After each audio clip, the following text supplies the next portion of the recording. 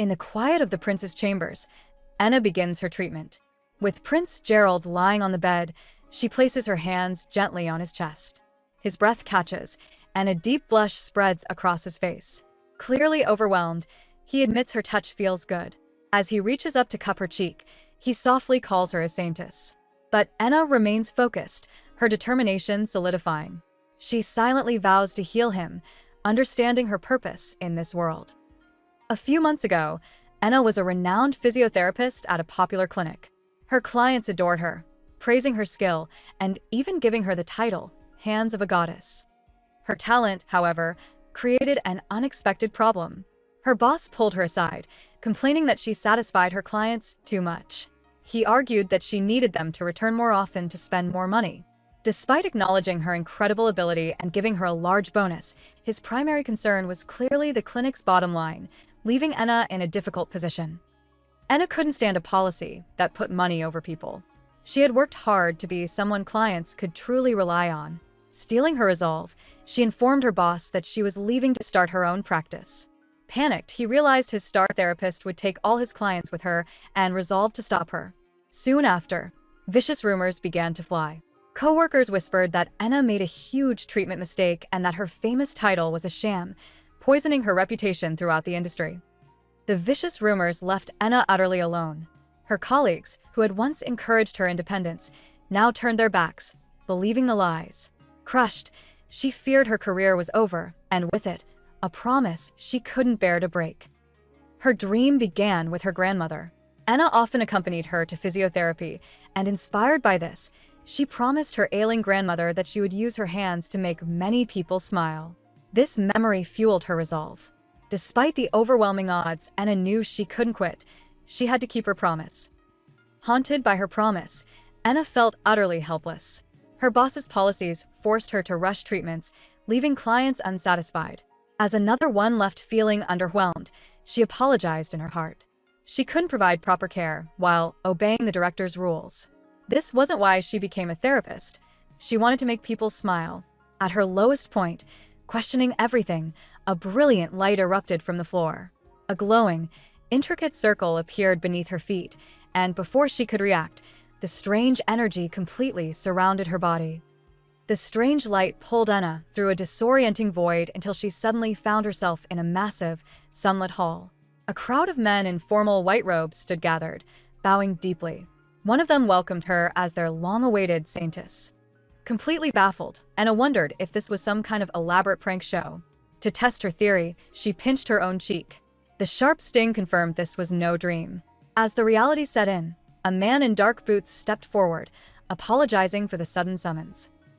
The man introduced himself as Kane, a servant to Prince Gerald of the Friggled Kingdom. He explained they performed a sacred ritual to summon the saintess, believing she was the answer to their prayers to save the prince.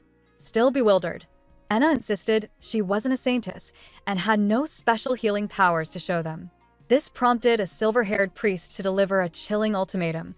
If she was not the real saintess, she would have to be eliminated. Shocked, Anna pleaded to be sent home, arguing that they couldn't just do this to someone. The priest explained the situation. A summoned person must fulfill their mission to return home. He also warned that if the person brought forth wasn't the saintess, they could be evil. With that, he presented Anna with two options: prove she was the true saintess or be eliminated.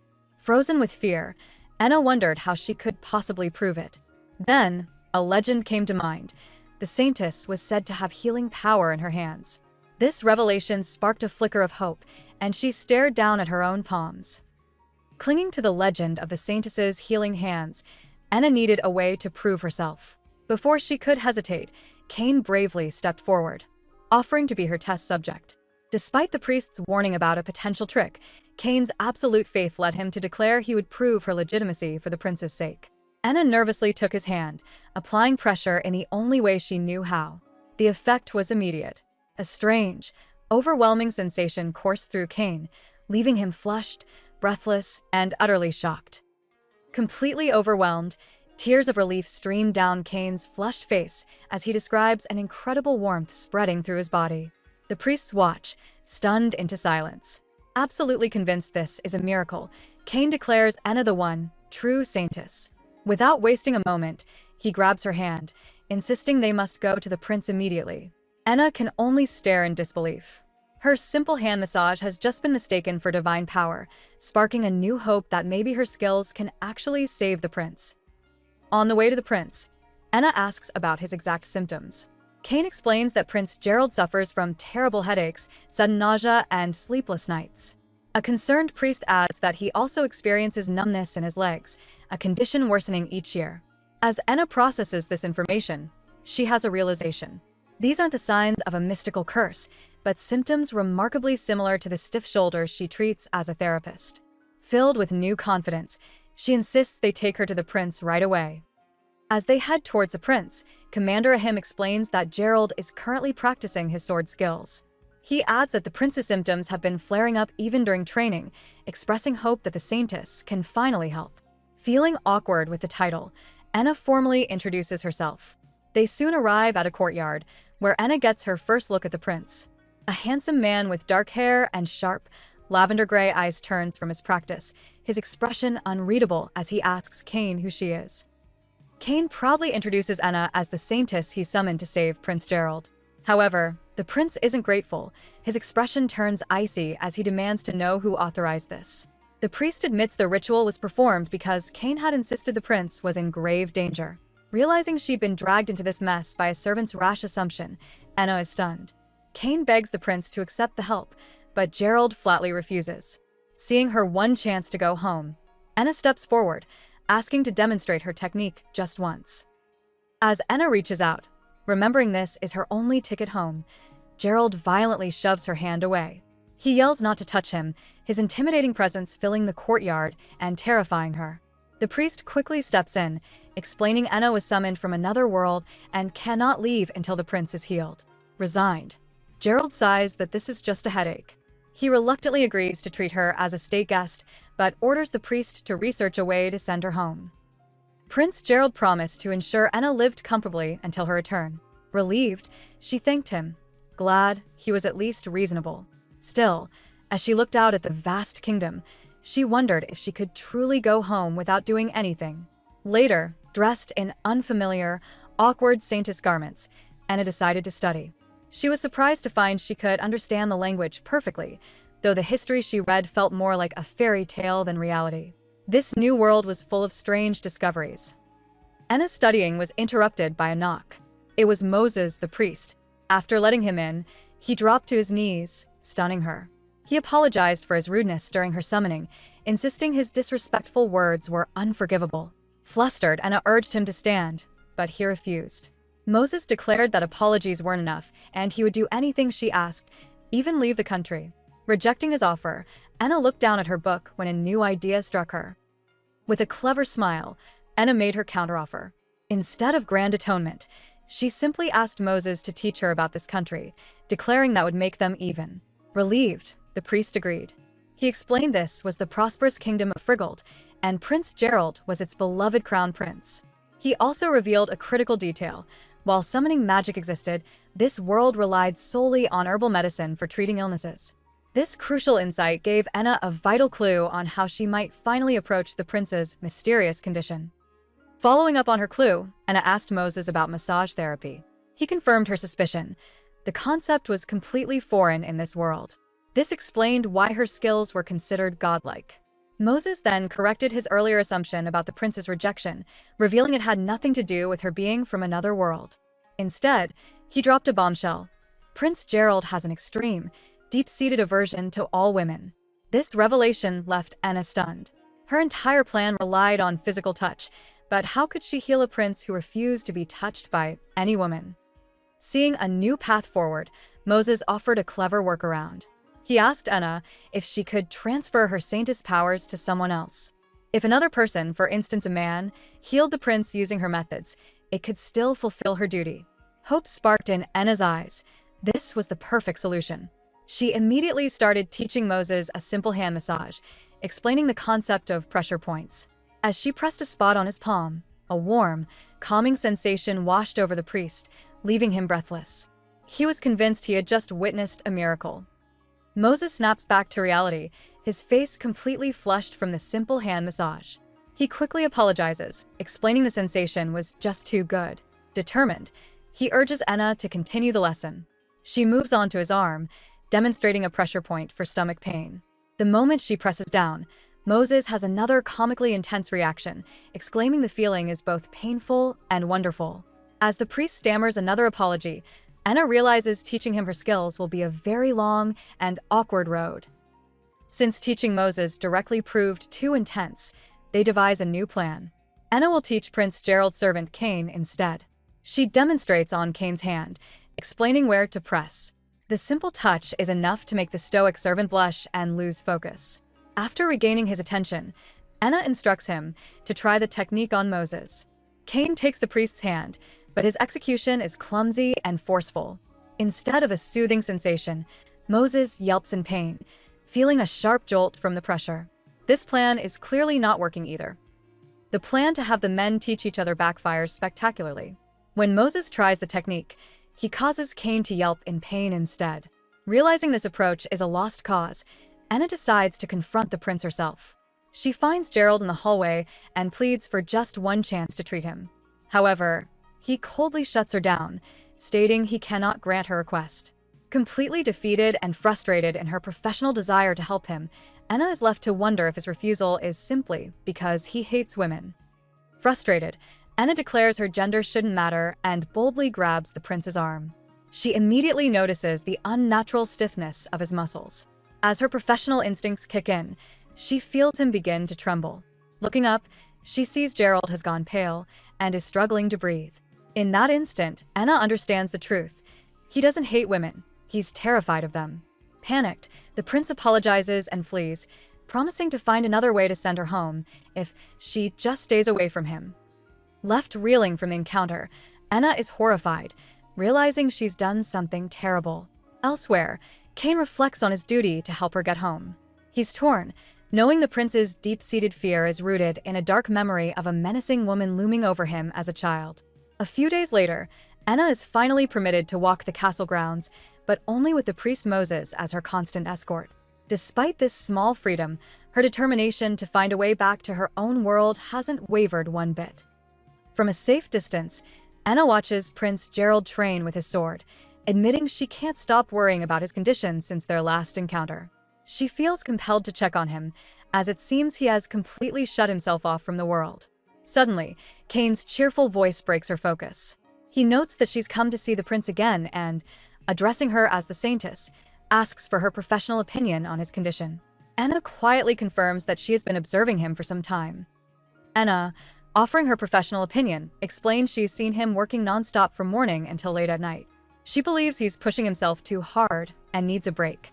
Cain quietly agrees that the prince definitely needs treatment. Suddenly, Gerald's cold voice interrupts them. He grabs Cain, telling him that if he has time for nonsense, he has time to spar. As he drags the terrified servant away, Moses apologizes for the prince's harsh behavior. Enna says it's fine, but her worried expression reveals he is still deeply unwell. Enna decides against forcing any more treatments, but she can't just ignore Gerald's condition. In her world, people literally collapsed from overwork, and she fears the prince is heading down the same path if left alone. She asks Moses why he's so busy, and the priest explains that His Highness is dealing with constant military drills and meetings due to trouble with the northern tribes. As she realizes she can't help with politics, Enna feels stuck. Suddenly, a small boy with golden hair tugs on her dress to get her attention. The boy asks who she is. Finding him adorable, she watches as he gently cups her face, introducing himself as Luca. He innocently asks why she looks different.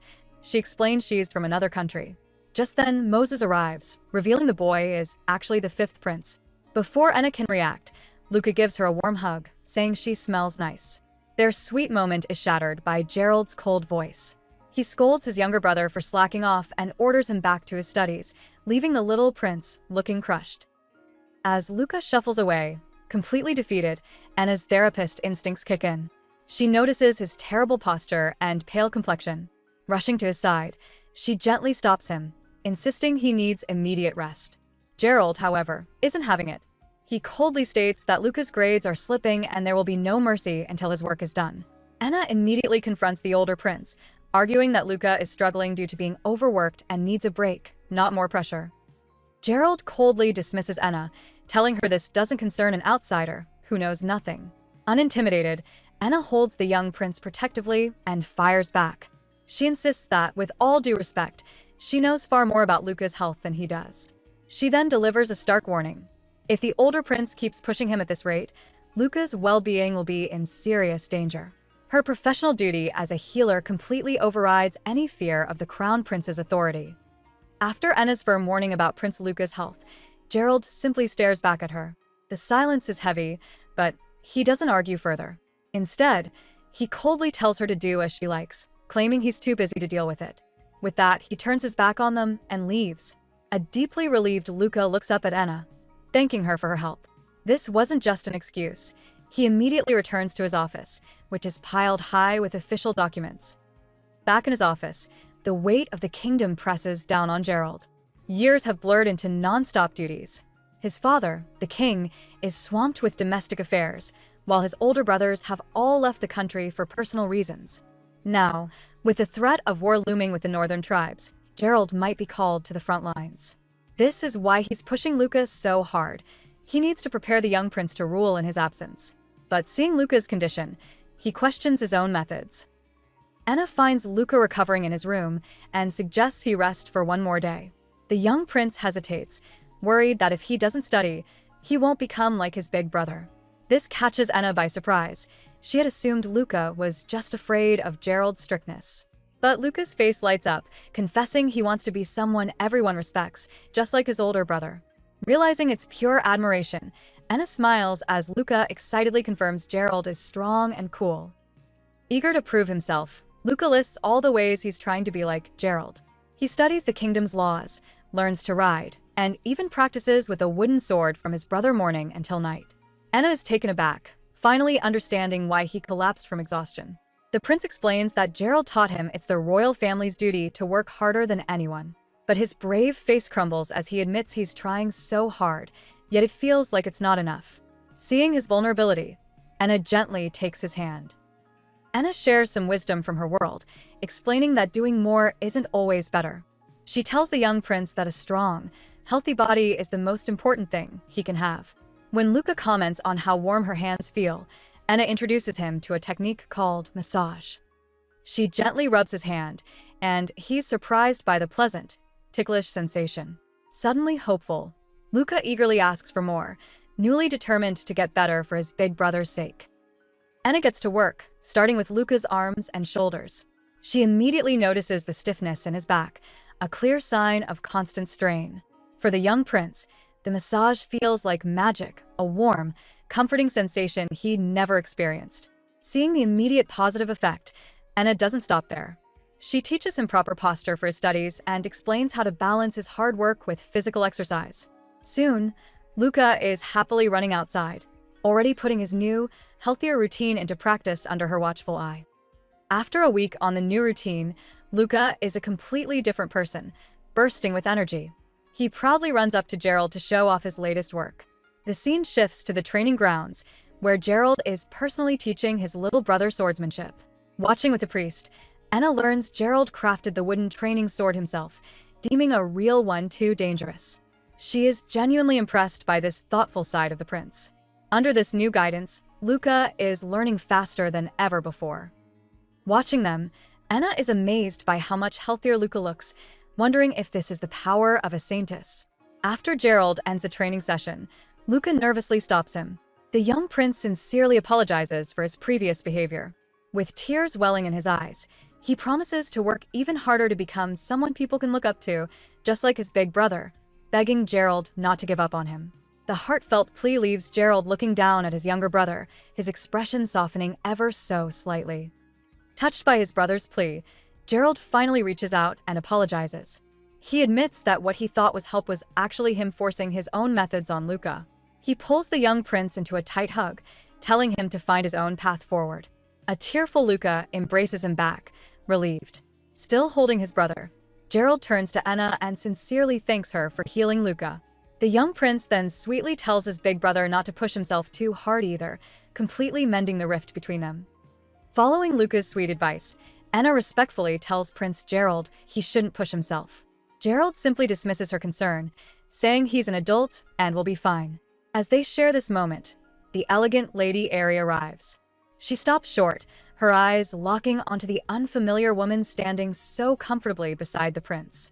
A cold look of determination crosses her face. She immediately decides she can't allow this newcomer to get close to Gerald, viewing her as a direct rival. The tender moment is interrupted by the arrival of Lady Aerie. She sees Enna standing comfortably with Prince Gerald and freezes, her mind racing to identify the unknown woman. Her initial shock quickly hardens into icy resolve. Viewing Enna as an immediate threat, she silently vows to uncover the identity of this new rival. Just then, Enna greets the prince's servant, Kane, as he walks by. A calculating look crosses Lady Aerie's face as she realizes this is the perfect chance to get some answers. Kane greets Lady Aerie warmly as she approaches. Getting straight to business, she tells him she saw an unfamiliar woman in a white dress with Prince Gerald and asks if he knows who she is. Kane begins to answer, but a sudden memory stops him cold. He recalls the priest Moses giving him a stern warning not to speak carelessly about Lady Enna. Moses had insisted that if word of her identity got out, it would create chaos. Caught between the priest's orders and a powerful lady's question, Kane realizes he's in a difficult position. Lady Aerie quickly puts the pieces together. She now knows the mysterious woman is the Saintess, confirming her special connection to Prince Gerald. Resolved, Aerie decides she won't let this newcomer steal the prince from her. She vows to have her father immediately speed up their marriage arrangements.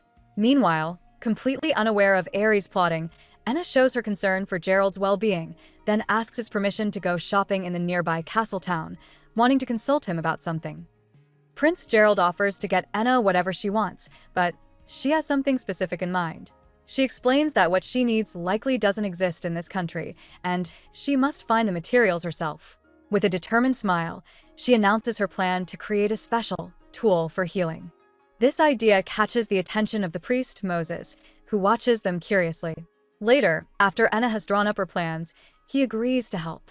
He puts on a cloak, and the two head out to the market in secret. After gathering the necessary materials from the market, Enna and Moses begin crafting her special healing tool. For days, Moses follows her sketches, though he privately questions how a simple wooden stick could possibly work. He presents the first prototype to Enna for her opinion. Impressed, she praises his skill and requests only a small adjustment to make the tip rounder. Enna's sincere gratitude for his help makes the priest blush. Seeing her genuine dedication, Moses feels ashamed for his earlier skepticism and renews his commitment to her cause. After finishing the prototype, Moses presents it to Enna, promising he'll do whatever he can to help her. Noticing the late hour, Enna wants to thank him for his hard work. The only thing she can offer is a massage, asking if it would be okay. The priest blushes bright red but enthusiastically accepts, saying he'd be honored. As her skilled hands work on his shoulders, Moses is completely flustered, his face flushed. Her simple gesture and clear expertise deepen his respect and commitment to helping her succeed. The priest is completely overwhelmed by the massage, feeling heavenly bliss.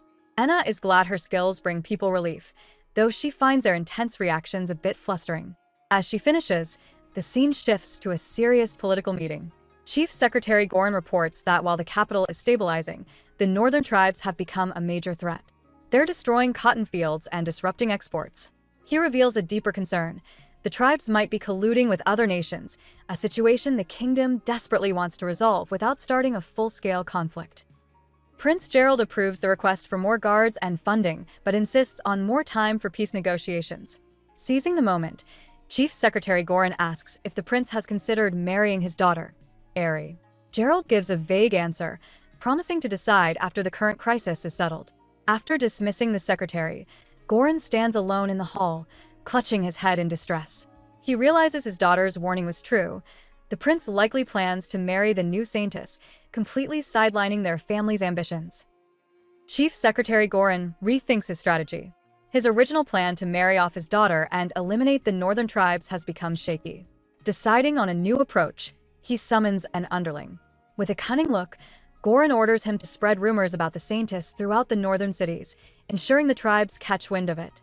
Soon, in the town of Bangara, whispers fill the marketplace. People speak of a legendary saintess in the capital who can heal any injury. A cloaked figure with red hair listens intently, their interest clearly piqued by the news. The cloaked figure approaches a market vendor, asking what a saintess is. The kind woman explains this divine person is sent to heal people suffering, adding that one is currently in the capital.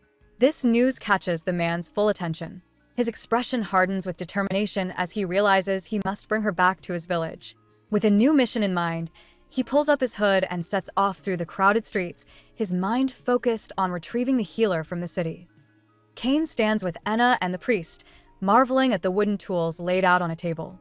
He's amazed at how many they made for healing, but quickly apologizes for his clumsiness, unable to help. Enna dismisses his apology with a smile, telling him his real job starts now. A confused Kane asks what else she could possibly need. With a playful look, Enna declares he has the most important task of all. He's going to be the one to test if her new prototypes actually work. Enna begins the experiment, handing Kane a smooth wooden tool she calls an acupressure stick. She instructs him to press it into the center of his foot. He complies, but when Enna asks if there's any pain, he reports feeling nothing. She encourages him to apply a little more pressure. Kane pushes down harder and immediately yelps from a sharp, unexpected sensation. Realizing he overdid it, Enna takes the tool herself. She then gently demonstrates the correct amount of pressure, showing him the proper technique for effective treatment. As Enna demonstrates, Kane relaxes with a sigh of relief, admitting it finally feels good. He sits up, newly energized, and declares that the treatment is only comfortable when she does it. The priest can't help but tease Kane, questioning if such a clumsy man could ever handle the tools properly. A flustered Kane calls him rude, then wonders aloud if Prince Gerald might be able to use them. This gives Enna an idea. She decides to improve the tools and add aromatic oils, making them easier for anyone to use effectively. Hearing Enna's plan, Kane brightens, proudly declaring he knows the perfect place. He leads her on a journey to the town of Bangara, a region renowned for its plant cultivation. Disguised in cloaks, they enter a bustling market. Kane explains that while the town is known for cotton, it's also a hub for shops selling fragrant herbs and floral oils. The pleasant scents filling the air confirm his claim. Excited, Enna agrees to his suggestion to explore the market and all it has to offer for her project. As they browse, a voice suddenly calls out to Kane. It's Lady Airy, the chief secretary's daughter, flanked by her attendants. She remarks that, even in disguise, she'd recognize his posture anywhere, having known him for so long. When Kane nervously claims they're just shopping, Airy's gaze lands on his companion. She correctly identifies the hooded figure as the saintess. After a formal introduction, Enna asks how she knew. Airy smiles, explaining she'd heard from Kane himself about the noble woman who came to heal the prince. Airy asks if Enna is a noble, and Enna timidly replies she isn't. Seeing this as the perfect opportunity, Airy offers an invitation. She explains that her family's trading house deals in rare herbs and suggests they visit right away. Delighted by the prospect, Enna eagerly accepts. Airy leads them away with a pleasant smile, but her inner thoughts are dark. She sees Enna as an annoying obstacle to be removed, believing she is the only one who should be by Prince Gerald's side. Arriving at the impressive estate, a manager warmly welcomes them. Lady Airy explains she must leave for a singing lesson, entrusting her guests to the man. With a sweet smile, she wishes Enna luck in finding her herbs. Enna thanks her profusely for the opportunity. As soon as Airy is gone, the manager leads them inside. He confirms they are looking for herbs and then makes an odd suggestion. He'll take them to the basement. Enna is clearly taken aback by this unusual destination. The manager explains his odd suggestion. The herbs are kept in the basement to prevent their strong scents from mixing. As they descend the stairs, a pungent odor fills the air, forcing both Enna and Kane to cover their noses. The manager laughs, noting that it's also dangerous to have one's hands occupied. Suddenly, an arm snakes around Kane's neck, pressing a cold blade against his throat. An unseen attacker commands him not to move, just as the manager grimly concludes, this is the exact kind of emergency he meant. Kane reacts in a flash, overpowering his attacker. But it was just a distraction. Another cloaked figure suddenly grabs Enna, and Kane freezes in shock. As more assailants surround them, he demands to know what they want. A tense standoff ensues. The men demand Kane release his captive, but Enna's captor insists Kane releases first. Seizing the moment, the man in Kane's grip strikes him with a sharp object. As Kane cries out in pain, Enna's captor calmly tells her not to worry. The wound isn't fatal. A new, red-haired figure steps from the shadows, revealing the unconscious Kane. He calmly explains that Kane will just be asleep for a while before ordering his own men to deal with Enna's captors. In a flash, the other assailants are subdued and fall unconscious. Horrified, Enna questions the stranger's actions. He pulls back his hood, confirming that she is the Saintess. Before she can react, he sweeps her into his arms and carries her away, leaving Enna completely bewildered about where he is taking her. Meanwhile, Prince Gerald arrives at Enna's chambers with a gift basket, a peace offering. Inside, his attention is caught by a peculiar diagram on the desk. He picks up the unfamiliar drawing, asking what it is. Moses the priest explains it's a design for a healing tool Enna had been tirelessly working on for many nights. Realizing she poured so much effort into helping him, the prince is visibly moved. He blushes faintly, understanding she did all of this for his sake. Moses smiles, pleased that the prince finally appreciates Enna's efforts. The tender moment is instantly shattered when Kane bursts into the room, panicked, breathlessly delivering the shocking news. The Saintess has been kidnapped. As Gerald stands frozen in disbelief, the drawing Enna made for him slips from his hand and flutters to the floor. Meanwhile, far from the palace, Enna is carried unconscious through a dense forest by a group of cloaked men, their mission apparently a success. Enna awakens in the arms of a stranger deep within a forest.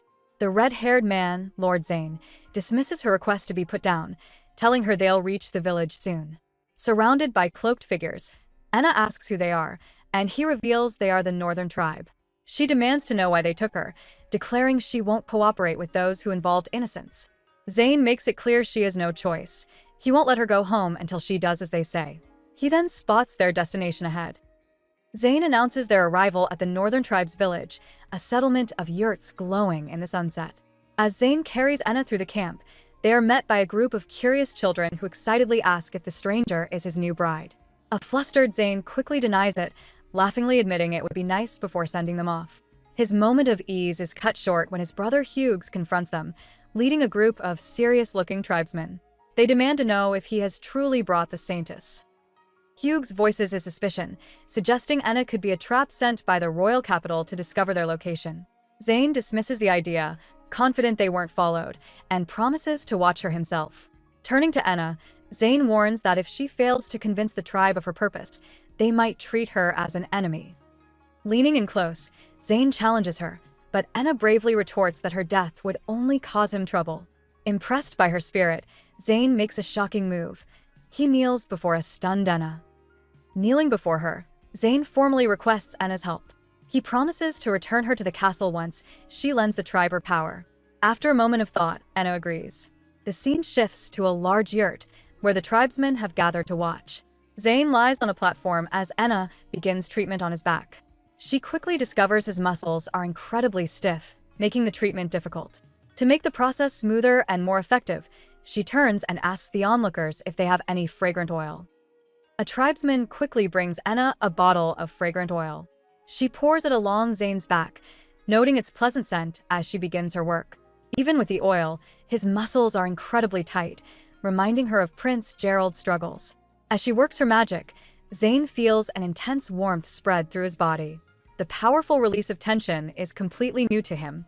He's stunned by the overwhelming relief, never imagining such a sensation could even exist in this world. The tribesmen watch in stunned silence, whispering among themselves as they notice a healthy color returning to their chief's face. This, they realize, is the true power of the Saintess. One of the men who was previously hostile bows low, asking Enna to forgive his rudeness. Surprised by the sudden change, Enna understands they finally accept her. Zane sits up, completely revitalized, and confirms that everyone now acknowledges her. He then tells his men that it was his fault for not properly explaining the situation to them first. One of the tribesmen explains he couldn't stand to watch his chief lose his spirit any longer, prompting him to seek her out. With his own body now healed, Zane turns to Enna with a desperate request. He tells her he's heard, she heals all who suffer, and begs her to save his little brother. Suddenly, all the tribesmen drop to their knees, pleading for her help. Enna is stunned, finally understanding the real reason she was brought here. This wasn't about Zane, it was about Hughes. She silently resolves to do whatever she can. Overwhelmed by the sight of the kneeling warriors, Enna timidly asks them to please raise their heads. Though she admits she isn't sure she can truly help, she agrees to try, asking Zane to take her to his brother. The chief's face lights up with relief, and he thanks her profusely. Without any warning, Zayn decides they must go at once, sweeping Enna up into his arms. Completely flustered by the sudden and bold gesture, she stammers that she can walk on her own, but he's already on the move. Meanwhile, back at the palace, Prince Gerald demands answers about Enna's disappearance. A shaken Kane recounts the day's events, explaining that he and Enna went to the market for scented oils. There, they ran into Lady Aerie, who led them to a trading house. It was a setup. Inside, they were ambushed by a hooded figure. Kane recalls being quickly overwhelmed before the man escaped with Enna. When asked about the attacker's skill, Kane confidently identifies him as a warrior from the northern tribes, recognizing their distinctive fighting style. As Gerald listens to the report, he finds the entire story far too convenient. He questions why the northern tribes would go out of their way to abduct Enna, especially since her existence as the Saintess is a closely guarded secret. Turning to Kane, he asks if he told anyone about their market trip. Kane nervously admits that he only spoke to Lady Aerie. This slip-up visibly shocks the Moses priest. Kane tries to defend himself, stating that Aerie is practically family, but the priest just sighs in frustration. The Moses priest connects the dots, remembering Lady Aerie's strong attachment to the prince. The ambush at the exact trading house she led them to is too suspicious. Gerald takes the theory a step further, saying it's unlikely she planned this alone. He suspects her powerful father, the chief secretary, is also involved, leaving Kane stunned. Meanwhile, Zayn leads Enna to a large tent, explaining it belongs to his brother, Hughes. He was a skilled hunter who suffered a serious injury. Though the wound is healed, Hughes has completely withdrawn and refuses to interact. Enna worries, knowing her powers may not work on illnesses or infections. Zayn calls out to his brother, Hughes, announcing he has brought the Saintess to heal him. Huddled on his bed, Hughes scoffs at the idea, yelling that such individuals don't exist and demanding to be left alone. Zayn insists her power is real, hoping they can hunt together again. Hughes then looks at Enna, challenging her to prove it by saving him. His plea twists into a shocking scream, begging for them to end his life instead. Zayn and Enna are completely stunned by his desperate cry. Zayn desperately grabs Hughes, pleading for him to calm down. But his brother is lost in his misery, whispering that he just doesn't care anymore and wants to be free. Watching them, Enna is frozen. She recognizes that look on Hughes's face. It's utter despair. A painful memory flashes in her mind, a time when she wore that same expression. She understands his feeling of hopelessness. Snapping back to the present, Zayn holds his brother firmly, telling him that's enough of that talk. Zayn fiercely grabs his brother, sternly telling him not to talk about ending his life. Pained, Hughes explains why he feels that way, calling himself a useless burden. He admits he was never a strong leader like Zayn. His only value came from his skill as a hunter. But that was stripped away from him. In a painful flashback, he remembers the day he fell from a cliff. Ever since the accident, he can no longer move properly, unable to even draw a bow. Enna observes the brothers, understanding the injury has left Hughes with constant muscle spasms and stiffness. Overwhelmed, Hughes cries that he can't bear being a burden any longer and confesses he thought it would be better to be done with it all.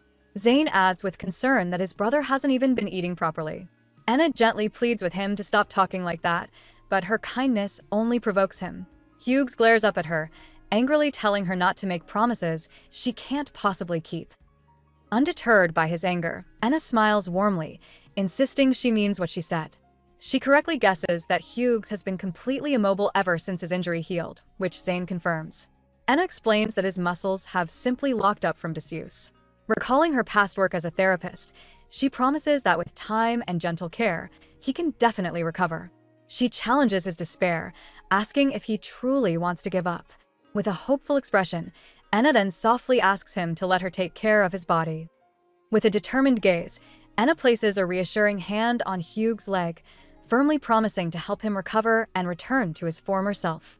Her journey now involves a complex web of individuals: the brooding first Prince Gerald and his loyal attendant, Kane, the enigmatic High Priest Moses, and the beautiful Lady Aerie.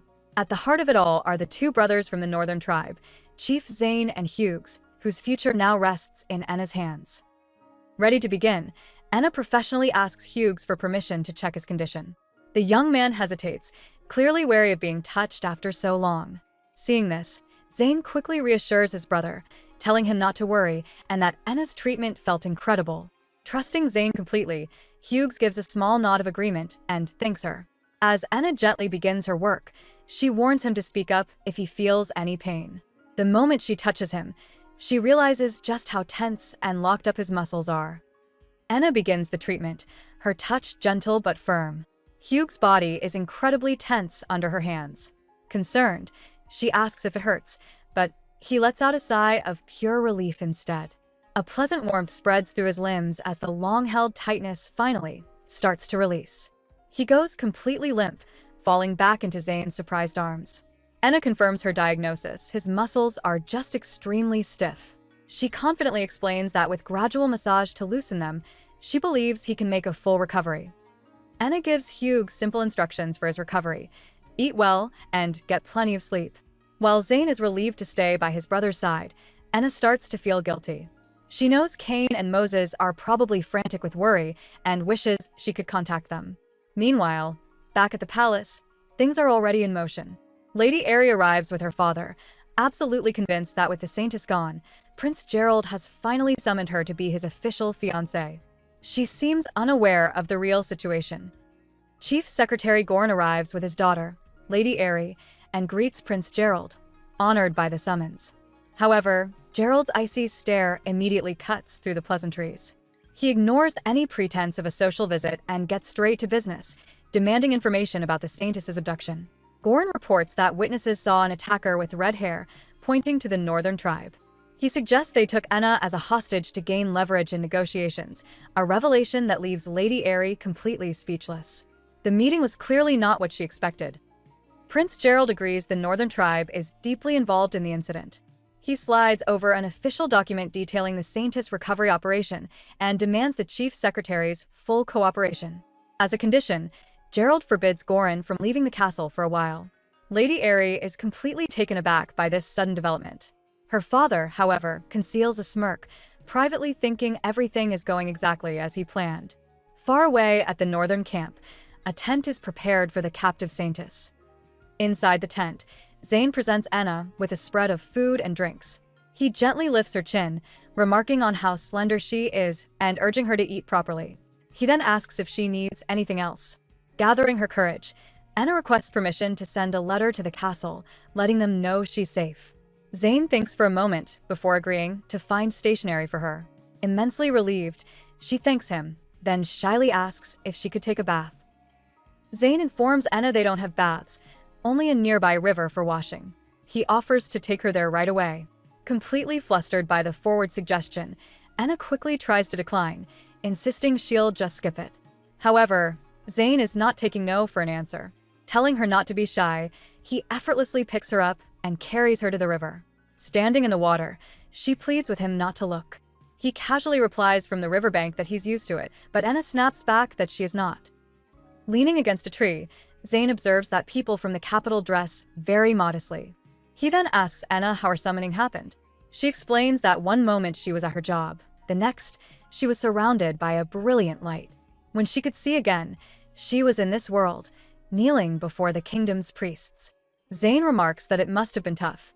Enna forces a small smile, adding she's trying to stay positive. Her resilience troubles him, reminding him that he still kidnapped her. Enna admits that while her official mission is to heal the prince, she's found a strange peace in this new world, feeling capable of things here that were impossible back home. Zayn correctly assumes she's conflicted about returning. Enna confesses she doesn't know what she wants yet, but reminds him that everyone at the castle is helping her heal Gerald. Confused, Zayn asks if she wasn't summoned for the country. She clarifies her mission is solely for the prince, a revelation that makes Zayn go completely still. Zayn slams his fist into a tree in anger. He realizes the story about a saint saving the suffering people was a complete lie, just another deceptive plot from the capital to seize their land. As he fumes, Enna, who is bathing nearby, senses his misunderstanding. Suddenly, she slips on a slick rock and cries out. Zayn's fury vanishes, replaced by immediate concern. He spins around and rushes toward the river, calling out to ask if the Saintess is all right. Zayn gently holds Enna's face, admitting he's grateful she healed Hughes. He explains he fully intended to return her to the castle as promised, but now, things have changed. Before she can react, he sweeps her up into his arms, declaring he won't hand her over to the capital schemes. Flustered, Anna insists this is a serious problem. Zayn simply promises to give her anything she wants and eliminate all her worries if she stays. She quickly tells him that's not the issue at all. Anna explains that she's grateful to the capital's residents because they are trying to help her get home. Zayn scoffs, warning her that those people are experts at deception. He tells her a damning rumor that Prince Gerald framed another prince's mother and had both of them exiled during a power struggle. Though stunned, Anna recalls a different side of the prince. She remembers seeing Gerald humbly acknowledge his own mistakes before embracing his younger brother, Luca. To her, the prince is far more complicated than Zayn's story suggests. Anna refuses to believe the story.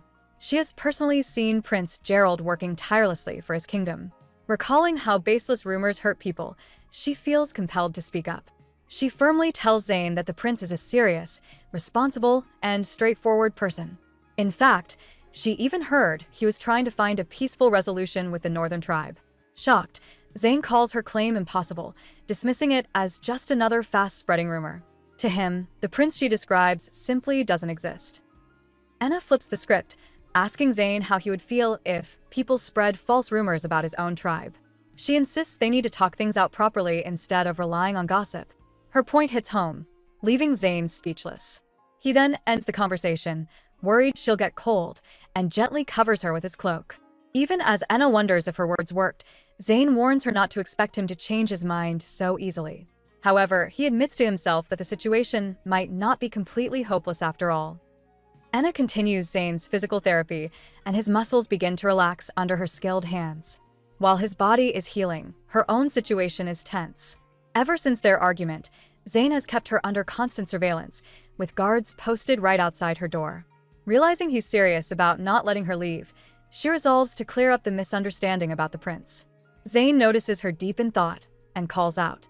Startled, she leans in to continue, apologizing for being distracted. As she gets close, he simply says he was just thinking, too. Later, Zayn's younger brother, Hughes, approaches Anna. He notes that Zayn has been acting strangely and asks if she knows why. Flustered, Anna hesitates before explaining her difficult situation. Hughes listens, acknowledging his brother's stubborn nature and his dislike of the capital's view of their tribe. After a moment of thought, Hughes realizes what's happening. With a determined look, he offers a surprising solution. As thanks for healing him, he will help Anna escape the camp. With a confident thumbs up, Hughes tells a stunned Anna to leave everything to him. The plan is quickly set in motion, with Hughes disguising himself as a laborer helping merchants move goods. The merchants, completely unaware of the escape plan, are grateful for the extra muscle. They notice a pile of expensive gifts in the cart and start gossiping, speculating that their chief, Zayn, must have a new sweetheart. One of the men notes that no one will likely meet her, since Zayn suddenly built a new gate, locking down the entire camp. The merchants arrive at the new gate, the official stopping point for outsiders. They announce their delivery, and to their surprise, Zayn himself appears to greet them. Pleased with their speed, he accepts the goods. Taking the opportunity, one of the merchants playfully compliments the chief, saying he looks more dashing than ever and asking if it's due to the power of love. He points out the expensive purchases, teasing Zayn that all these gifts must be for a woman and calling him passionate for buying so much. Zayn good-naturedly admits to the merchant that this is his first time trying to keep a woman from getting bored, confidently telling the man to leave it to him. Unseen by the chief, Cain and the Moses priest watch from the crowd in shock.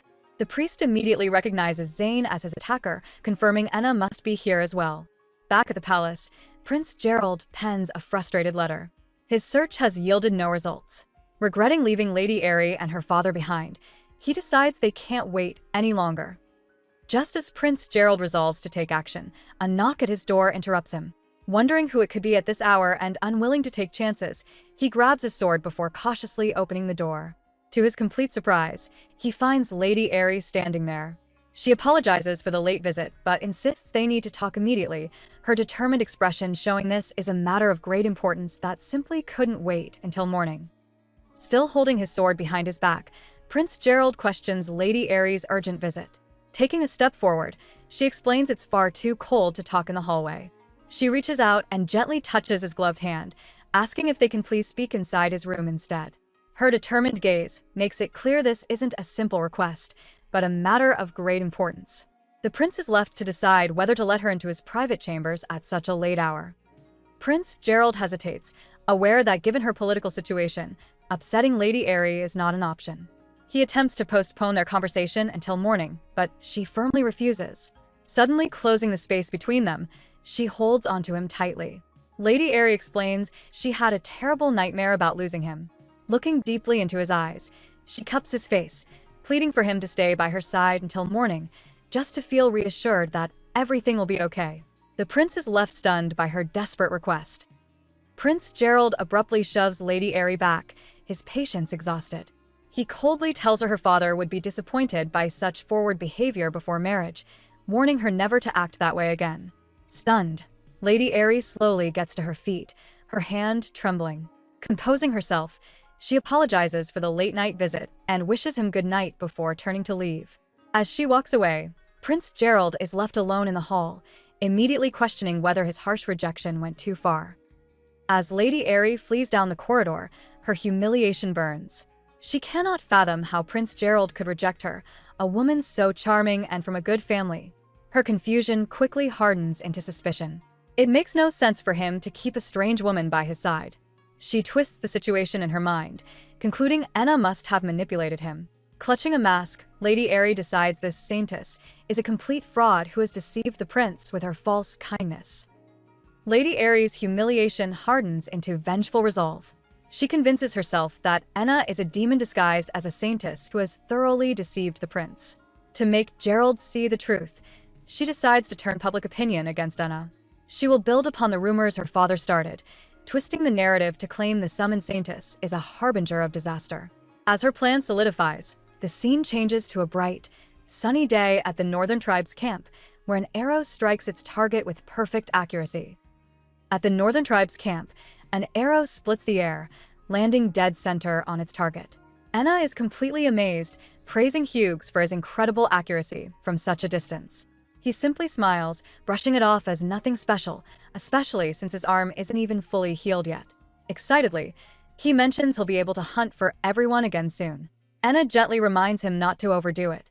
But Hughes reveals his true motive. The faster he recovers, the sooner he can enact the plan to get her safely out of the forest. As Hughes continues his archery practice, Zane gets Enna's attention.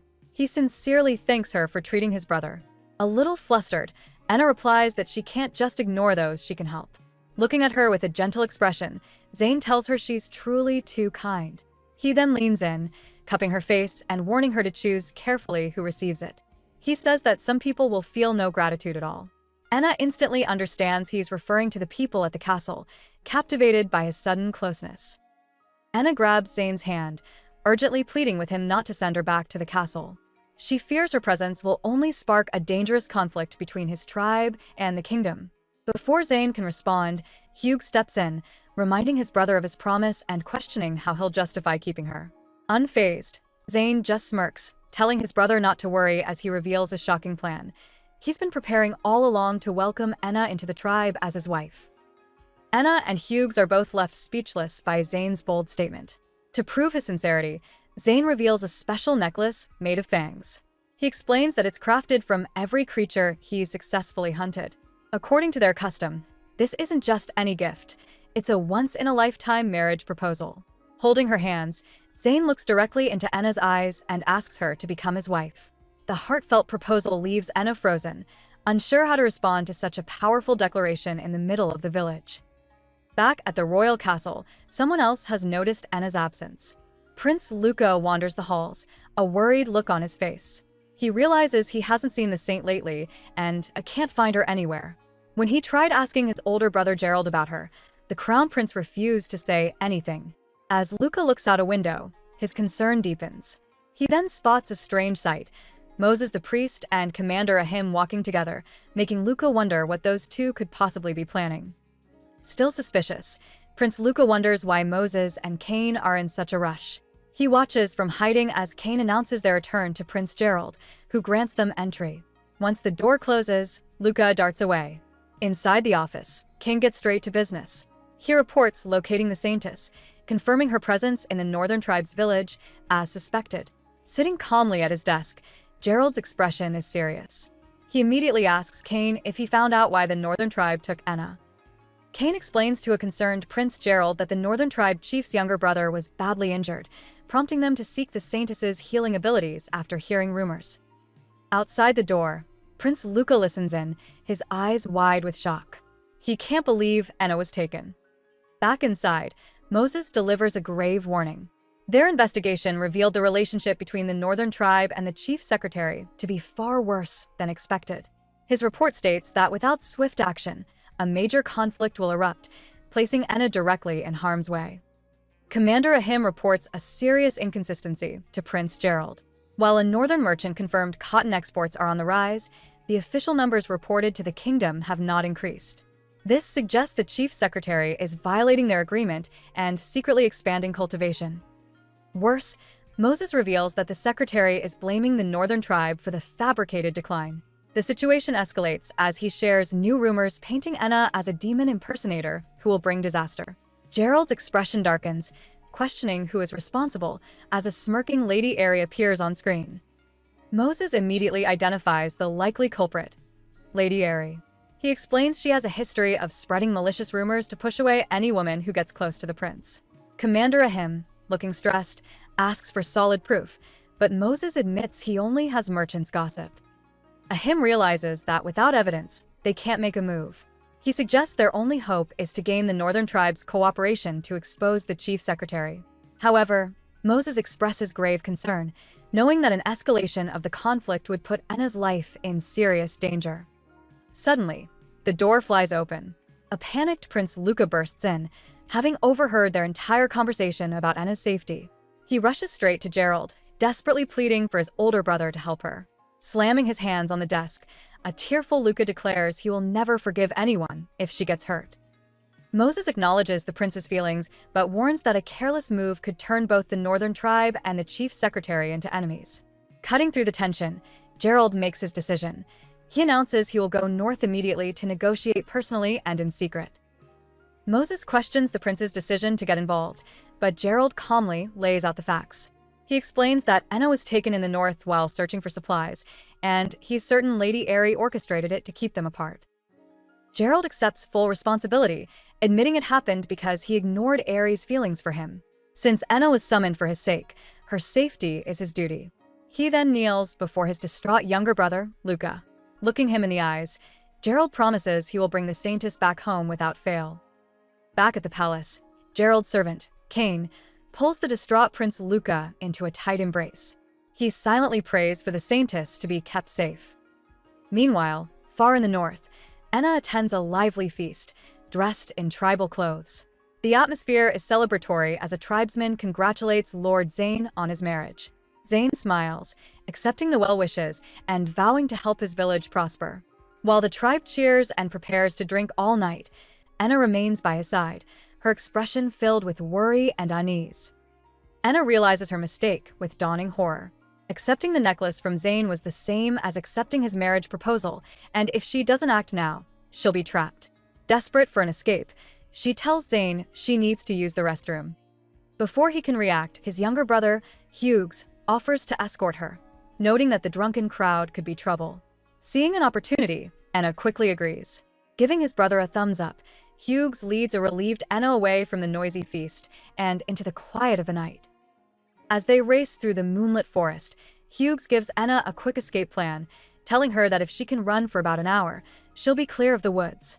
But just as she finds a new burst of energy, the ground beneath them suddenly gives way, sending them plummeting into darkness and tumbling into a deep hole with cries of shock. Landing in a heap, they look up at the starry sky through the opening above. Stunned and disoriented, Enna shakily asks if they've just fallen into a pitfall. Back at the rowdy feast, Lord Zane starts to wonder where Enna and his brother have gone, assuming they just needed a break from the crowd. But the festive mood is instantly shattered when one of his men sprints in with a torch, yelling that this is bad. Unexpected visitors from the castle have arrived. Zane's expression hardens as he gets to his feet, understanding that this interruption means serious trouble. The celebration is officially over. Zane strides out to confront the intruders, noting they're from the royal capital. 3 cloaked figures stand before him, But their leader pulls back his hood, revealing none other than Prince Gerald. Gerald apologizes for the unannounced visit and asks if he's speaking with the chief. Zayn confirms he is the leader of the northern tribe, then waits for the prince to explain himself. Gerald cuts right to the chase, stating he's here to discuss his subordinates' actions and to negotiate the return of the Saintess. The atmosphere grows heavy as the two leaders face off. Zayn scoffs, saying talk is meaningless if the prince plans to take both their land and the Saintess. Gerald calmly clarifies they have no interest in the tribe's territory. This answer only infuriates Zayn, who grabs the prince's cloak. He yells that men from the castle have repeatedly attacked them, nearly costing them everything. He demands to know why he should ever hand the Saintess over to such selfish people. Unexpectedly, Gerald admits fault for not controlling his men and promises to fix things, calmly removing Zayn's hand. The prince accepts responsibility for his men, but declares the Saintess a separate matter. He questions if Zayn would keep her even if she didn't want to return. Zayn smirks, revealing a shocking truth. He and Enna went through the wedding rite that day and are now husband and wife. Gerald and his companions are stunned silent by the news. The prince's party insists on seeing Enna to confirm she is safe. Seeing they are outnumbered and not looking for a fight, Zayn relents and orders his subordinate to go fetch her. Just as Zayn agrees to fetch his new wife, one of his tribesmen runs in, shouting about a problem. Elsewhere, Enna and Hughes find themselves at the bottom of a deep pit. After making sure she's okay, they realize they're completely stuck. Their situation takes a dark turn when two armored knights appear at the edge of the hole. Instead of helping, the knights recognize Enna as the Saintess. One sinisterly remarks that getting rid of her will earn them a very handsome reward. The knights above reveal a chilling connection. They recognize Hughes as the boy they tried to get rid of by throwing him off a cliff. As Hughes realizes these are his attackers, one of the men aims a crossbow directly at Enna. Instantly, Hughes shoves her out of the way, taking the arrow meant for her. He stumbles from the serious injury, telling a horrified Enna that since she saved his life before, he must now use his life to protect hers. Panicked, Enna realizes Hughes won't survive another hit and desperately calls for help. The knight above just scoffs, certain no one will come for them this late. He takes aim again, and Enna shuts her eyes, believing it's over. But instead of an attack, sudden cries of pain erupt from above. The attacking knights are neutralized. Looking up, she sees Prince Gerald standing at the edge of the pit. He stares down at her in Hughes's arms with a deeply conflicted expression on his face. As Gerald looks on, another powerful figure appears, Lord Zayn, chief of the northern tribe. He effortlessly restrains one of the attackers, furiously asking who dared pull such a stunt in his territory. From the pit, Hughes weakly calls out to his brother.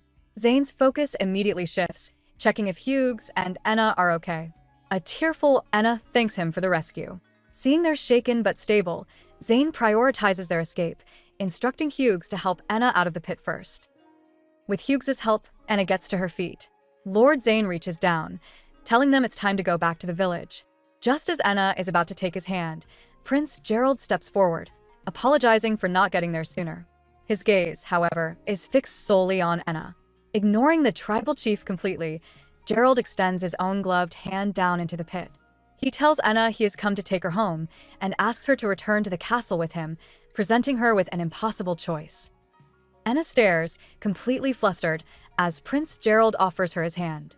Before she can decide, Lord Zayn steps between them, placing a hand on the prince's shoulder and reminds Gerald that a ruler can't make judgments after hearing only one side of a story.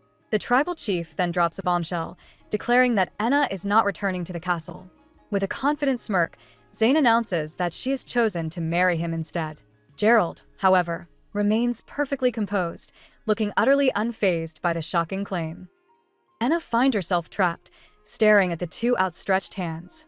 She knows that choosing one man will only create serious problems with the other. Seeing her hesitation, Lord Zayn grows impatient, urging her to hurry up and take his hand. Prince Gerald, however, remains perfectly composed, thinking to himself that the tribal chief is being far too pushy. He calmly breaks the stalemate, stating their competition is getting them nowhere. He then looks directly at Enna, asking the Saintess to please let him be the one to pull her up. After a moment of thought, Enna makes her decision. She reaches past the tribal chief, firmly placing her hand in Prince Gerald's. With a determined smile, she apologizes for the trouble and asks him to pull her up. A faint, satisfied smile touches Gerald's lips as he helps her to her feet. Lord Zane is left kneeling on the forest floor, watching in stunned disbelief. Utterly defeated, he can only whisper her name, questioning why she chose the prince over him. Anna apologizes to the tribal chief, calmly confirming she is returning to the castle with Prince Gerald. Zane argues the prince is a selfish man who only brought her to this world for his own healing, insisting he could make her happier. Anna quickly tells him he has misunderstood the situation, clarifying she was summoned by a concerned retainer, not by the prince himself. When Zane suggests she's being lied to, Anna firmly states that Gerald's actions prove he is an honest person, leaving the prince visibly moved. Lord Zane's brother, Hughes, suddenly steps in, bluntly calling him selfish and telling him he should know when to give up gracefully. Hughes points out that Zane was so aggressive with the necklace that Anna had little choice but to accept it. Taking the harsh words to heart, Zane turns to Anna and sincerely apologizes for taking advantage of her generosity. Anna accepts his apology, but with one condition: if he truly wants her forgiveness, he must agree to have a proper discussion with Prince Gerald and the others. Prince Gerald takes a step forward, addressing the chief directly. He offers a formal apology for his lack of supervision over the affair and for causing such deep distrust within Northern Tribe. Now that he understands the situation, Gerald declares he won't leave things unresolved. He then proposes an official meeting to discuss the matter properly. After a brief prompt from his brother, Lord Zane agrees, telling everyone they will return to the village first, where the important discussion will take place. As the group prepares to leave, two familiar faces suddenly appear: Cain and the priest, Moses. They hurry to Anna's side, immensely relieved she is unharmed. Feeling guilty, Anna apologizes for dragging them into danger, but Cain gently tells her to rest for now. Before she can reply, Prince Gerald steps in. He announces the meeting with the Northern Tribe is about to begin and commands Cain and Moses to attend. As they all walk towards the village gates, Anna quietly hopes the tense discussion will end peacefully. As they part ways, Hughes gives Anna a cheerful thumbs up, inviting her to visit again. Lord Zane then offers her a small pouch of poppy to keep beasts away on her journey. Taking her hand, he gently kisses it, catching her by surprise. He tells her he'll always be thinking of her and she's welcome back anytime, especially if she gives up on the stubborn prince. Gerald watches the entire exchange, his expression unreadable. Zane meets his gaze, coolly stating there's no need to worry as he'll handle the Saintess. Riding in the carriage, Anna cautiously asks Prince Gerald if the meeting with the Northern Tribe went well. He confirms they've agreed to cooperate to end the conflict and will also investigate the soldiers who attacked them. A wave of relief washes over Anna. Gerald then gives her a sincere apology for putting her in danger. Surprised, she insists he shouldn't apologize, reminding him that he was the one who came to their rescue. His words make her remember the moment he pulled her from the pit, and her face flushes. Still blushing from the memory, Anna works up the courage to ask a direct question. She notes that when he saved her, he didn't have his usual adverse reaction to being touched. Gerald looks at his hand, surprised, admitting he hadn't even realized it. He explains his only thought was helping her, since she'd been so devoted to his treatment. With a small smile, he suggests they resume her therapy when they return, so she can go home as soon as possible. Anna is overjoyed, but Gerald's expression darkens as he remembers this is her wish, not his. Gerald's words about sending Anna home feel hollow as his mind flashes back to a private talk with Zane. The tribal chief boldly declared he was the one who could make Anna truly happy. When Gerald argued, Zane revealed Anna seemed hesitant about leaving. He explained she could do things in this world impossible in her own, insisting her happiness was here. Back in the carriage, Gerald looks at Anna with new uncertainty, silently questioning if she really wants to go home after all. The carriage finally pulls up to the palace, marking their safe return. As Anna and Gerald step inside, they are met by Prince Luca, frantic and his face etched with worry. He rushes forward and calls out Anna's name. Without hesitation, he throws his arms around her, exclaiming how relieved he is that she's okay. A warm smile touches Anna's lips as she returns the embrace, softly announcing she's back. Overjoyed, Luca tearfully welcomes her home, clinging to her tightly. Watching the emotional reunion, Gerald gently tries to step in, telling Luca that while he understands his feelings, Anna is tired from her journey and needs to rest. But the young prince refuses to let go, clinging to Anna's hand. He tearfully asks what will happen if she disappears again. In response, Anna gives him a comforting smile. She reassures Luca that it's all right. From now on, she will be staying in the castle with them. This promise finally seems to soothe his worries. Anna reassures Luca, explaining she won't go anywhere as she'll be busy healing Gerald. The young prince's face lights up, agreeing his hardworking brother definitely needs her help. With Luca now calm, Gerald states Anna's top priority is rest and tells his brother it's time to leave. Meanwhile, in a lively tavern downtown, rumors about the new saintess are spreading like wildfire. While some patrons believe she's there to help the kingdom, a more malicious story begins to circulate. One man claims the saintess is actually a demon who has brainwashed Prince Gerald.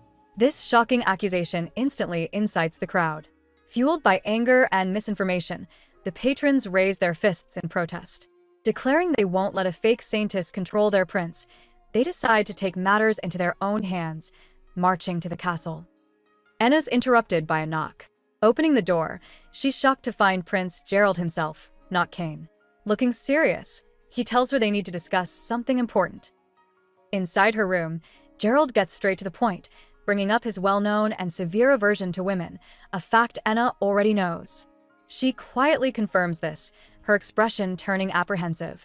With no idea where the conversation is heading, his sudden visit makes her uneasy. Gerald then reveals the shocking source of his trauma.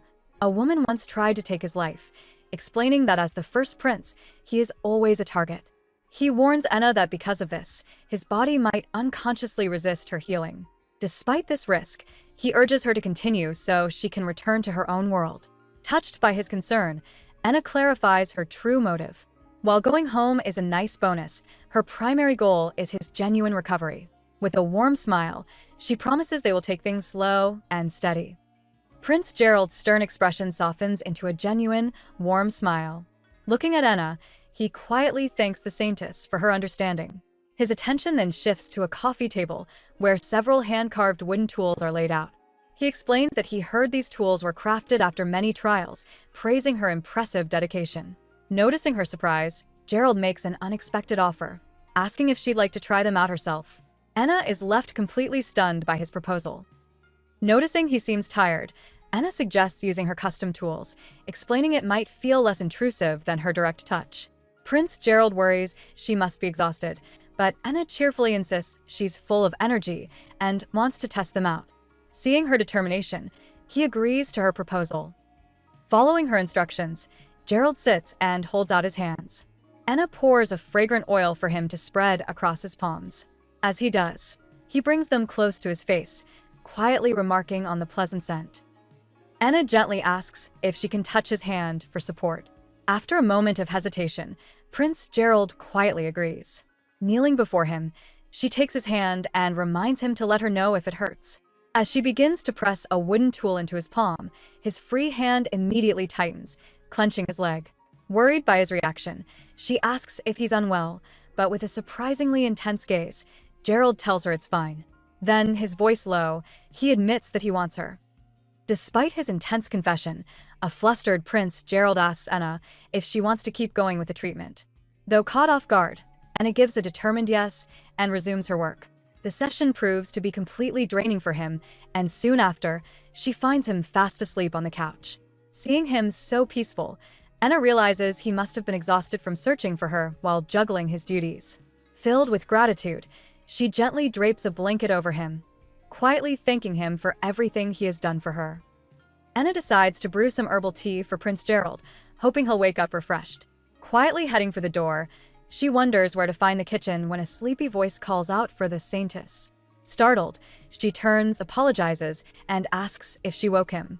Now sitting up on the couch, Gerald assures her she didn't.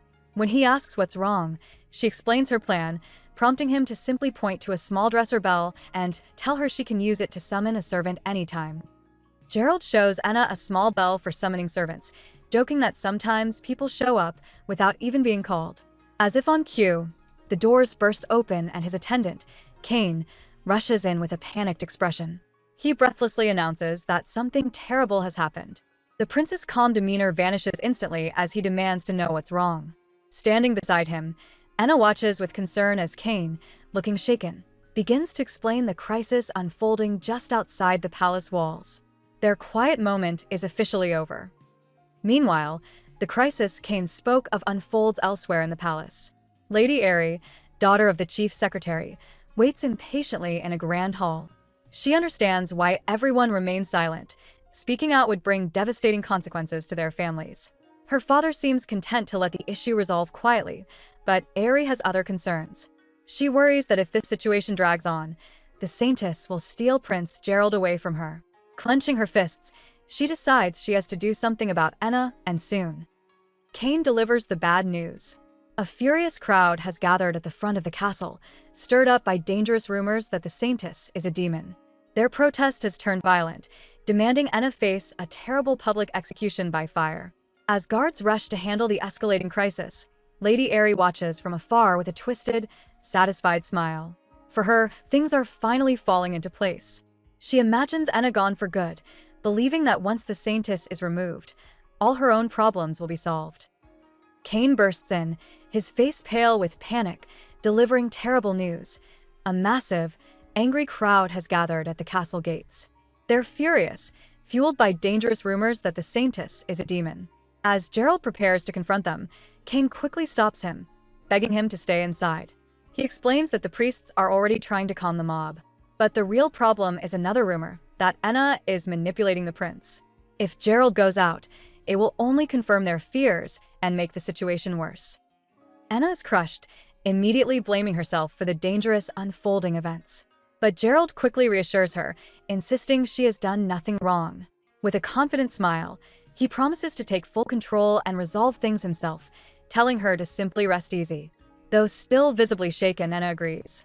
Meanwhile, outside the palace gates, priests are struggling to calm the massive, furious mob.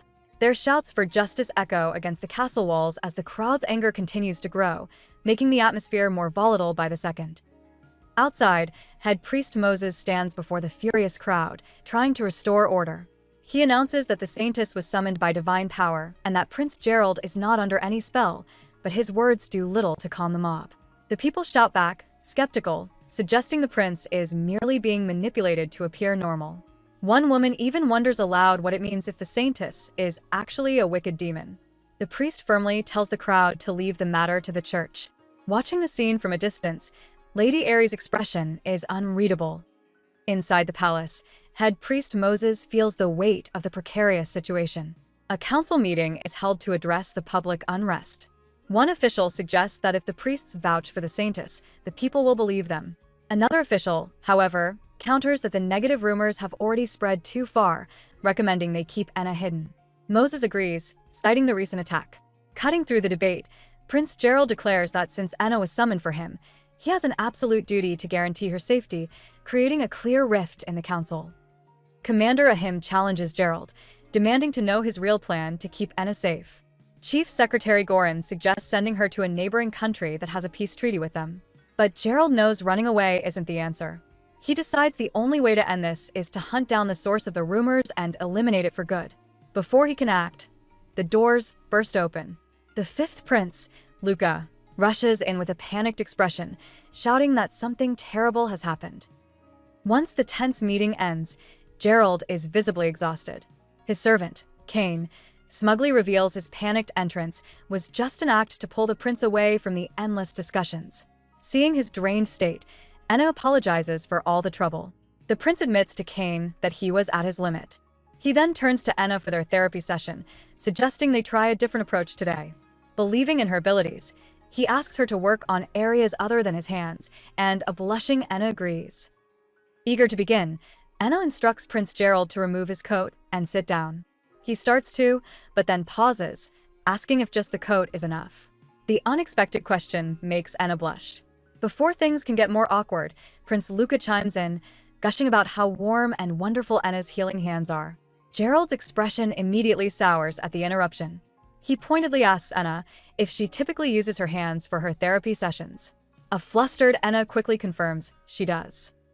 Prince Gerald clarifies his unusual request, asking Enna to use her hands for today's session. A bit taken aback, Enna hesitates, but Gerald quickly reassures her. He explains that he feels safe with her and trusts her completely.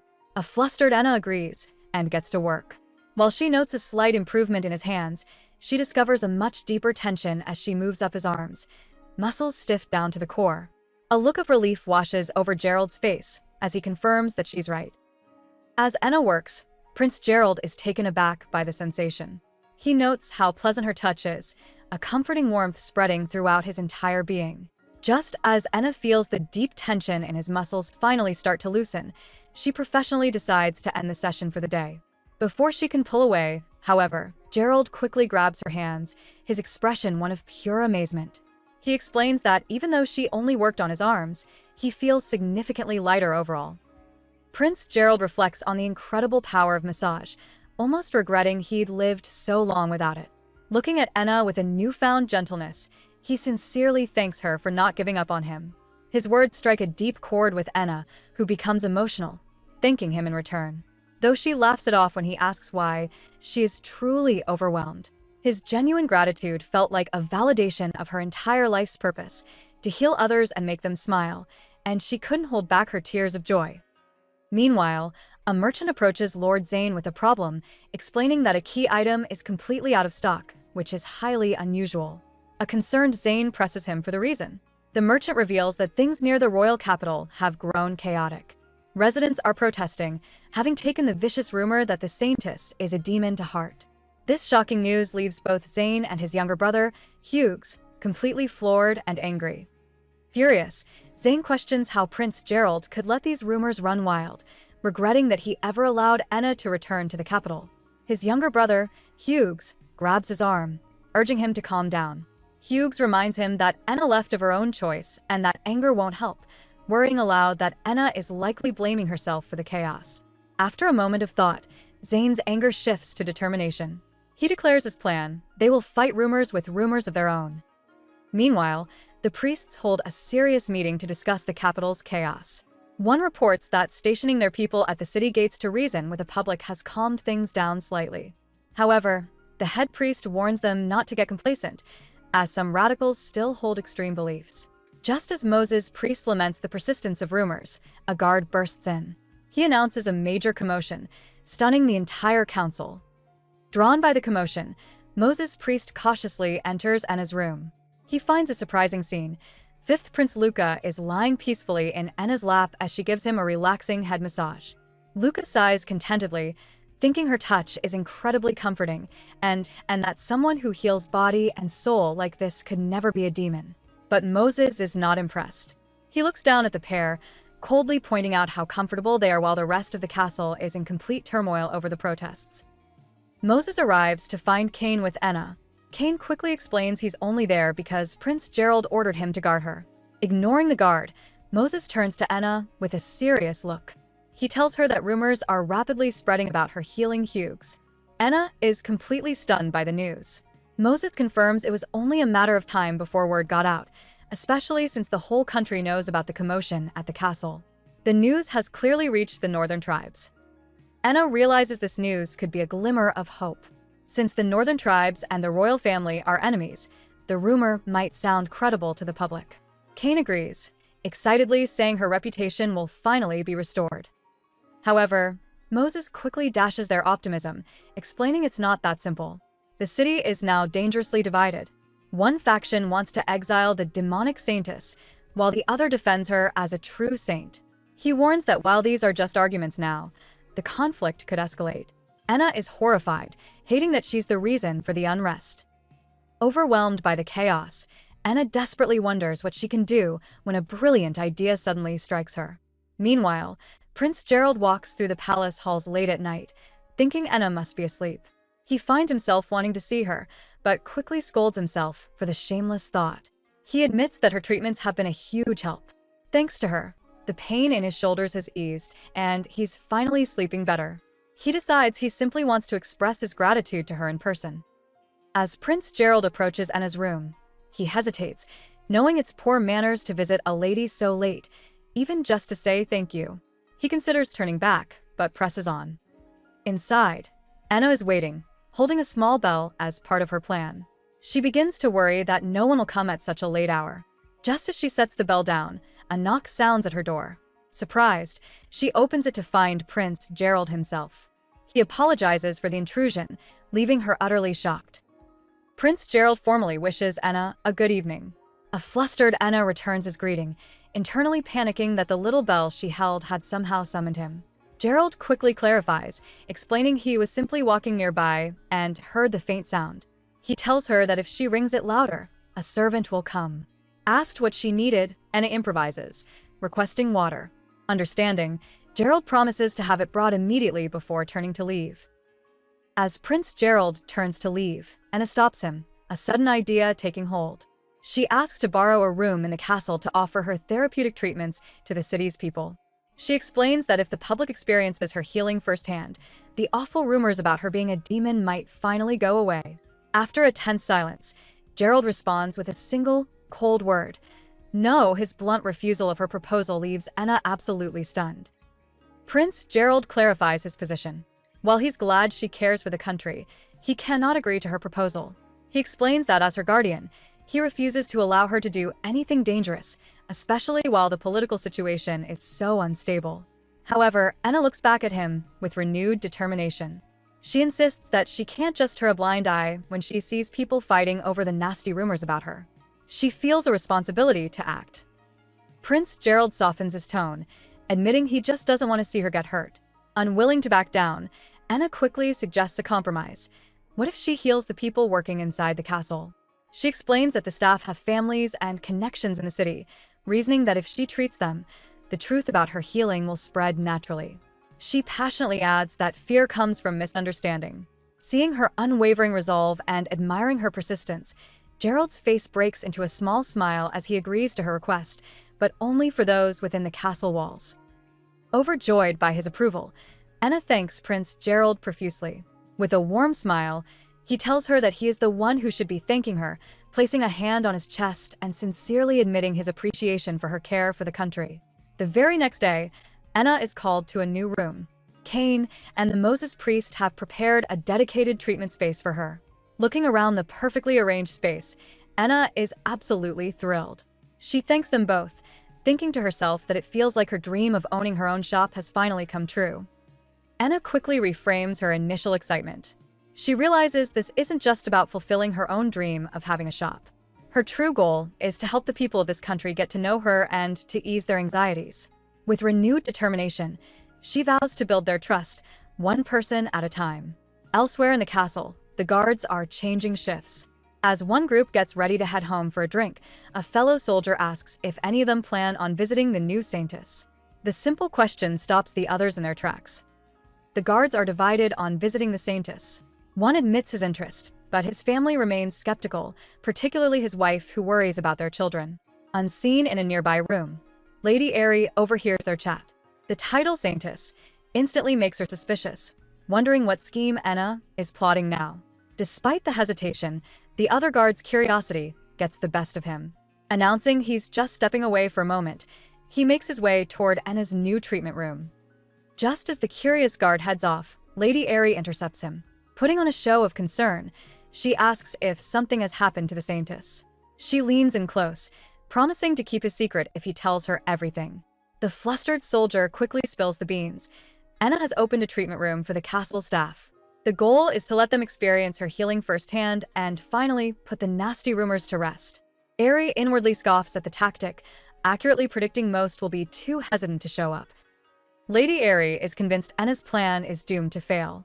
She believes the rumors are too widespread and doubts the so-called saintess's power even works on everyone. Meanwhile, her prediction seems to be coming true. The new treatment room is completely empty and Enna waits with Moses and Kane. Acknowledging the slow start, her companions offer encouragement to lift her spirits. Thanking them, Enna resolves to be patient.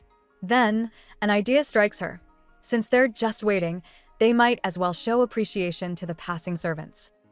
Enna brightens with a new idea, preparing cold-brewed herbal tea for the first night order. They'll be returning from training soon and will surely be thirsty, making it the perfect chance to show her appreciation. A few hours later, as the knights pass by the treatment room, Kane spots their leader, Commander Ahim. Deciding to act, Kane steps out and cheerfully calls to him. He invites the commander, thanking him for his hard work and offering a refreshing drink. Kane explains to Commander Ahim that he can receive the Saintess's healing, offering him a chance to try. The veteran knight seems skeptical. Inside, Moses hears the exchange and decides it's time for a proper introduction, leading Enna outside. As they emerge, Commander Ahim's eyes widen in recognition. It's the woman from all the rumors. Though a bit nervous under his intense gaze, Enna offers a polite greeting. The commander is caught off guard by this direct encounter with a famous saintess herself. Moses makes the formal introduction, presenting Commander Ahim of the First Knight Order to the saintess. With a polite smile, Enna says it's an honor and extends her hand. The commander accepts the gesture, taking her hand in his. But the moment their skin touches, a strange, unexpected energy seems to pulse between them, leaving Enna slightly confused. For Commander Ahim, the reaction is far more dramatic. His eyes flash a brilliant gold as he stares down at her, completely stunned by the sensation flowing from the rumored saintess. The strange jolt of energy catches Commander Ahim completely off guard. His eyes flash a brilliant gold as his grip tightens instinctively on Enna's hand, lost in the sensation. Surprised by the pressure, Enna lets out a small cry of pain. Noticing her distress, Kane immediately steps in, calling out to the commander for using too much force. The intervention snaps Ahim out of his trance, leaving him looking just as confused as everyone else by his own intense reaction to the saintess's touch. A flustered Commander Ahim quickly lets go, clumsily apologizing and explaining he isn't used to being around women. Kane playfully chimes in, teasing the commander for always managing to scare ladies away. But Enna quickly defuses the situation, insisting it was her own weakness and he shouldn't worry. Her kindness clearly makes an impression on Ahim. Seeing his chance, Kane eagerly suggests the commander try the saintess's famously comfortable treatment for himself. The unusual offer leaves Ahim thoughtful, finally considering the possibility. Kane leans in close, pitching a clever idea to the commander. He explains that the other knights are skeptical of the saintess. However, if their leader tries her treatment and has a genuinely good reaction, it'll prove her powers to everyone. Ahim hesitates, admitting he's no actor. But Kane assures him that an honest response is all that's needed. Convinced, the commander turns and invites his men to watch the session. As the priest leads him away, Kane excitedly gathers the curious knights to witness the demonstration. With the knights gathered to watch, Commander Ahim sits down for the demonstration. He asks Enna to explain what her healing actually involves. She clarifies that she uses massage to relax muscles and improve blood flow. The commander looks a little uneasy with the idea of being touched, but Enna reassures him that it's nothing dangerous. After a moment's hesitation, he gives her the go-ahead. As she places her hands on his shoulders to begin, she is shocked by how tense and hard his muscles are. Enna realizes the commander's muscles are hard from extreme tension, not natural strength. To help him relax, she begins the massage and asks about his duties. Ahim dismisses his work, claiming it's nothing compared to the royal families. Enna passionately disagrees, declaring that the royals can only focus on their duties because they trust the knights to protect them. She reminds him that Prince Gerald was grateful for their service. The prince's name clearly strikes a nerve with the stoic commander. Watching from the side, Kane admires the prince's deep concern for his men. As Enna works, she feels the commander's rigid muscles finally begin to loosen. She quietly asks him to tell her if it hurts. Ahim flinches from the unexpected sensation, understanding why Kane said he would need to fake a reaction. The relief is immediate and undeniable. The stoic commander, caught completely off guard, lets a look of pure comfort wash over his face as the tension melts away under her skillful hands. The other knights watch in stunned silence as their commander visibly relaxes. From the sidelines, Moses the priest playfully notes how comfortable Ahim looks. Enna knows the high stakes. This single massage could change how everyone here treats her. When she finishes, a blushing Commander Ahim admits it was incredibly comfortable. He thanks her sincerely. Enna, in turn, thanks him for trusting a stranger. Visibly moved by her skill and genuine kindness, the hardened commander quietly tells her that she is a wonderful person. Commander Ahim smiles, admitting he now understands why Prince Gerald acknowledged her. Enna is stunned to learn there were objections to her clinic, and it was the prince himself who persuaded everyone to approve it. Touched by his hidden support, she watches as the other knights eagerly line up for treatment. The commander notes she'll be very busy from now on. Indeed, her reputation skyrockets throughout the Knight Order. Soon, A long queue forms outside her door, solidifying her new role in the palace. Word of Enna's skills spreads like wildfire, and soon a long queue of palace staff forms outside her door. She wryly remembers a similar scene from her old life when her Hands of a Goddess title first became public. As she looks at her hands, she reaffirms her true passion for healing others. Elsewhere, at the knight's training ground, Commander Ahim watches his men spar. He rolls his shoulder, once stiff with pain, and a subtle, satisfied smile reveals the effectiveness of Enna's treatment. The results speak for themselves. The positive effects of Enna's treatment vanish in an instant. Commander Ahim is suddenly struck by a wave of intense pain, stumbling and clutching his head. Watching from a distance, two knights exchange uneasy whispers. One speculates that his health has actually worsened since his session with the Saintess. Their conversation plants a seed of doubt, making them question if Enna is a true healer. As the commander struggles, a dark, sinister energy seems to radiate from him, hinting that a more malevolent force is at work. As Enna treats Prince Gerald's servant Cain, her next patient, Prince Gerald himself arrives with the Moses priest. He clarifies that he only wants to observe, so they watch from the doorway. Enna thanks Cain for his hard work, and the servant is visibly relaxed under her care. As Enna looks up and notices them, the priest smiles. He quietly notes that the Saintess's positive reputation is spreading throughout the palace day by day, and her skill is undeniable. Prince Gerald and the Moses priest are interrupted by a commotion outside. As they step out to investigate, they find a group of knights in a heated argument. One knight angrily warns the others to stop seeking treatment from the Saintess. When questioned, he claims that Commander Ahim has been unwell ever since his session with Enna. He points at the newly arrived group, turning the whispered rumors into a direct and public accusation against the Saintess, putting her completely on the spot. Stunned by the public accusation, Enna immediately asks what's wrong with Commander Ahim. The distressed knight approaches, not with anger, but with desperation, bowing and pleading for answers. Prince Gerald's calm voice cuts through the commotion as he steps forward to inquire what exactly happened. After saluting, the knight explains the situation, revealing that the famously tough commander, known as a Hymn of the Iron, has been strangely complaining of shoulder pain and fatigue ever since his treatment with the Saintess, casting serious doubt on Enna's abilities. As the knight voices his concern, Enna is struck by a terrible realization. A flashback shows her treating Commander Ahim, her very first patient. Desperate to prove her skills and fix her reputation, she now fears she panicked and was too aggressive with his treatment, causing the soreness herself. Snapping back to the present, she accepts the blame. Determined, she urgently asks where Ahim is. Upon learning he's at the training grounds, she asks the priest to bring something cold, then prepares to immediately rush over and fix her mistake. With urgent purpose, Enna arrives at the training grounds, immediately calling out to Commander Ahim. He's startled to see the Saintess accompanied by Prince Gerald. After his men salute, the commander inquires about her business with him. Getting straight to the point, Enna looks him in the eye and asks about his shoulder pain.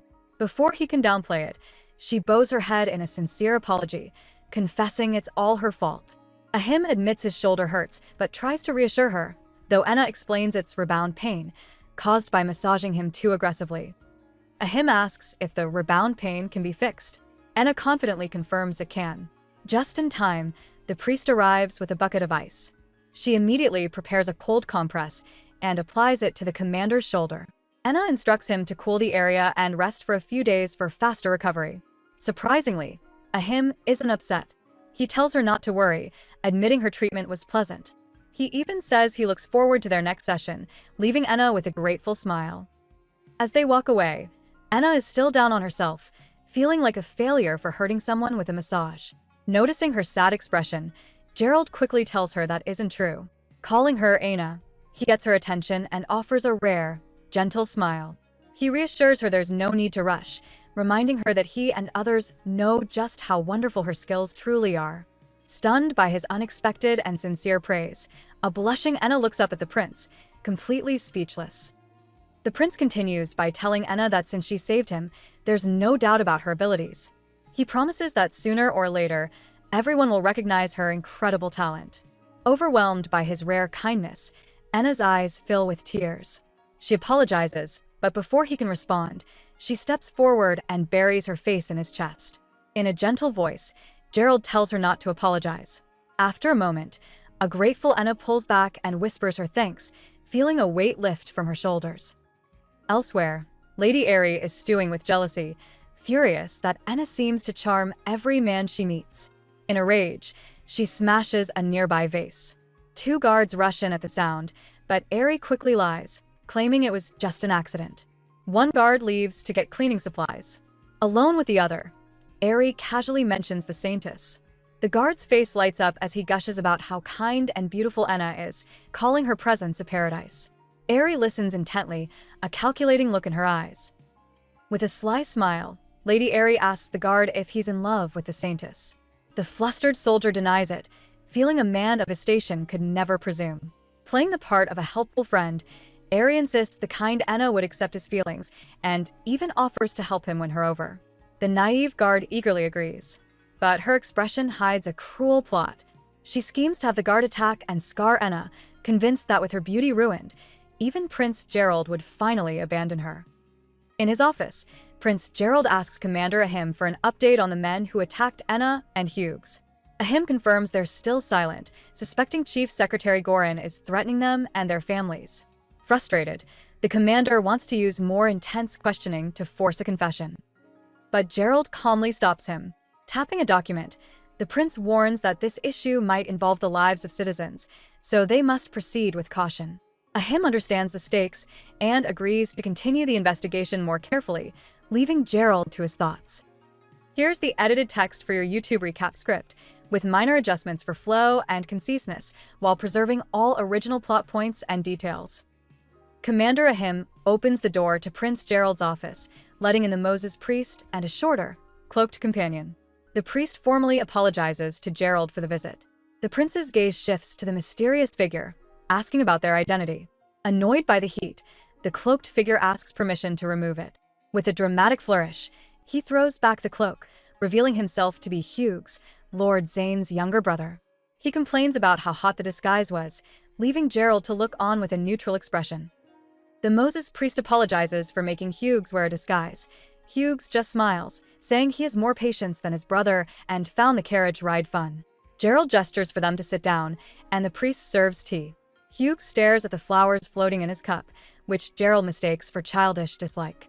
When the prince offers juice instead, Hughes gets annoyed, telling him not to treat him like a kid and clarifying that he was only surprised. After a sip of tea, Hughes suddenly remembers he came to deliver something important. Hughes pulls out a small cloth pouch and sets it on the table. Explaining his people don't write, and using merchants is risky, he had to deliver it himself. Gerald picks it up, asking if the substance inside is gunpowder. Hughes confirms it is, recalling it was scattered near the cliff where he had his accident. He clarifies his tribe never uses it, as hunting with gunpowder is forbidden in the northern forest. Gerald wonders if it could be poachers, but Hughes doubts it, noting there's nothing worth hunting there. Hughes reveals the gunpowder is specially processed and exclusively handled by the same trading house that targeted Enna. Gerald quickly forms a plan, instructing the priest to bring the merchants in for questioning. He also wants to inform the two culprits already in custody. By offering state protection from the Gorin clan, he believes they'll be more likely to confess everything. Hughes, confident, lists Gorin's other proven crimes. He declares punishment is certain, but then adds there's one more unexpected problem, leaving Gerald concerned. Meanwhile, Lady Aerie plays her own games, meeting with Kane, Prince Gerald's servant. Feigning loneliness, she thanks him for keeping her company. Internally, however, she celebrates her scheme to turn him against Enna. Her manipulation is already taking effect. Later, while Enna is treating him, Kane awkwardly follows Aerie's instructions. He tries to pry for information, asking the Saintess if her home country is similar to this one. His loyalty is clearly being tested. Enna replies to Kane's probing question, explaining her home world isn't really the same, though the food is somewhat similar. Still following Aerie's orders, he then asks what she used to eat. Enna smiles gently, explaining she often baked simple things like bread herself. At this, Kane's forced awkwardness disappears, replaced by genuine excitement. He exclaims it's wonderful and asks to try it someday. Taken by his earnest reaction, Enna happily promises to share some if she can bake it properly, charming the conflicted servant. Kane later reports back to Lady Aerie, but her manipulative scheme has completely backfired. Instead of being suspicious, he's totally smitten, dreamily explaining how kindly the saintess spoke to him about baking bread. Quick to react, Eri immediately twists the situation to her advantage. She declares this is a huge step, insisting a saintess would only make such an effort for a man she really likes. The flustered servant fully believes her, asking if she truly thinks so. With a confident smile, Eri confirms it, leaving the poor man speechless. Elsewhere, Chief Secretary Goran watches from the shadows, pleased with the chaos. He hopes Eri's manipulations will push things even further, leading to a direct confrontation with the saintess. After a previous plan involving a dark ritual failed, he sees this as his final chance to ruin Enna's reputation. Meanwhile, the manipulated Kane wonders if he should confess to the saintess. Eri interrupts, telling him a confession is unnecessary.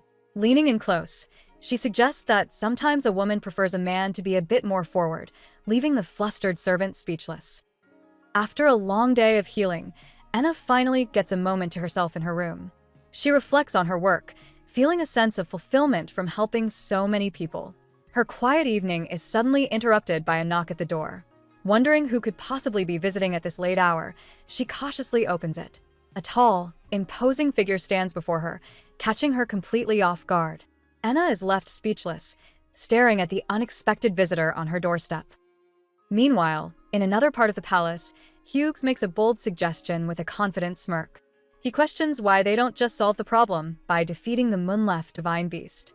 This simple approach completely flusters a nearby official, who clutches his collar in distress. He shouts at the fiery young man, insisting that the situation is far more complicated than he realizes. Hughes remains unfazed, his amused smile never leaving his face as the official panics. With a confident smirk, Hughes announces he'll make the problem simple. He loudly calls out for the Munlef divine beast, challenging it to a fight. In a sudden poof, a tiny, bat-like creature appears. Determined to uphold its honor, the creature puffs out its chest and proudly declares itself to be Assel, the boss of Munlef. Hughes squints down at the pint-sized challenger, completely underwhelmed. He mockingly asks if the beast was hiding because it was scared, telling the challenger to bring it on. The fifth prince, Luca, sighs with feigned disappointment, noting that the divine beast appears to have run off. He then lifts the tiny creature in his arms, apologizing for any unmet expectations and formally introducing Assel as his divine beast. Across the courtyard, Hughes is completely baffled. The legends told of a fearsome, fire-breathing monster, but this creature looks more like a rabbit's next meal. He loudly questions if that shiny bald lizard is really the famed beast. The insult does not go unheard, as Assel whips around in shock. Hughes's shiny bald comment strikes a nerve. The tiny beast trembles with rage, muttering the jibe under its breath before its fury erupts in a small puff of fire. Assel lets out a surprisingly powerful shriek, its challenge echoing across the grounds. Across the courtyard, Hughes remains completely unfazed by the display. With a confident smirk, he asks what's so wrong with pointing out the obvious. He then directs his attention back to the fuming creature, doubling down on the insult with a smug look. Assel furiously denies being bald, pointing to the eggshell on his head as proof. Unimpressed, Hughes counters that the shell isn't actually part of his head and that once it falls off, he'll be truly bald. The tiny beast is stunned into silence, unable to argue. Hughes presses his advantage, smugly adding that stronger divine beasts share their master's hair and eye color. From the sidelines, onlookers whisper in disbelief, doubting that this unimpressive creature is the monster of rumor and assuming the challenger's morale is already broken. As the crowd's doubts grow, one noble smirks, remarking that the rumors about the divine beast's power were just that, rumors. On the field, Assel is utterly dejected by the insults, sulking in a corner. Watching from a balcony, a young lady grows frustrated and suddenly shouts down to the creature. She claims to know how to grow hair, pointing to a random bald man she calls the president of the Bald Association. She reassures the beast that where she comes from, many strong people have no hair. This bizarre declaration immediately captures Assel's attention. The bizarre hair growth pep talk actually works, and Assel's eyes sparkle with renewed hope.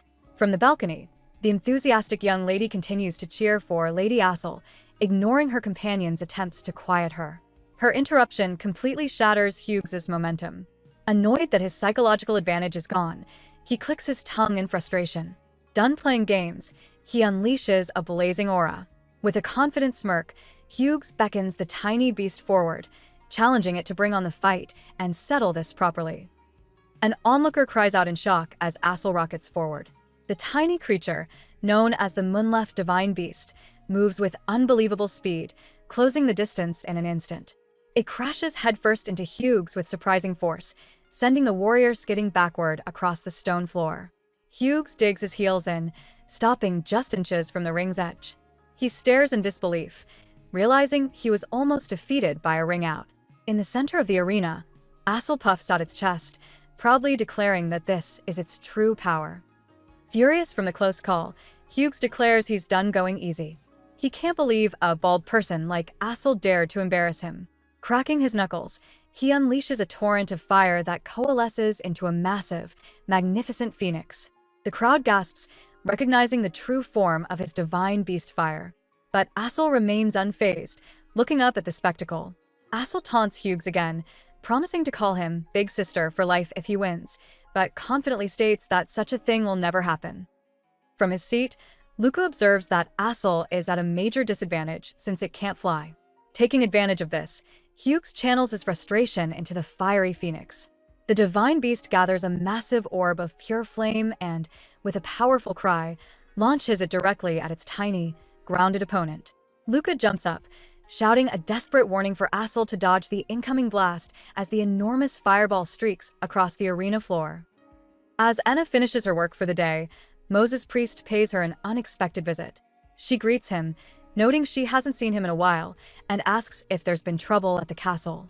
He quickly reassures her, explaining that thanks to her, the negative rumors have finally calmed down. He then reveals the real reason for his absence. He was personally asked to conduct some important research. Understanding his situation, Anna offers a kind smile and says he must be exhausted from all the work. Noticing he looks a little pale, Anna asks Moses if he has a moment to spare. He agrees, and seeing his exhaustion from research, she kindly offers him a massage.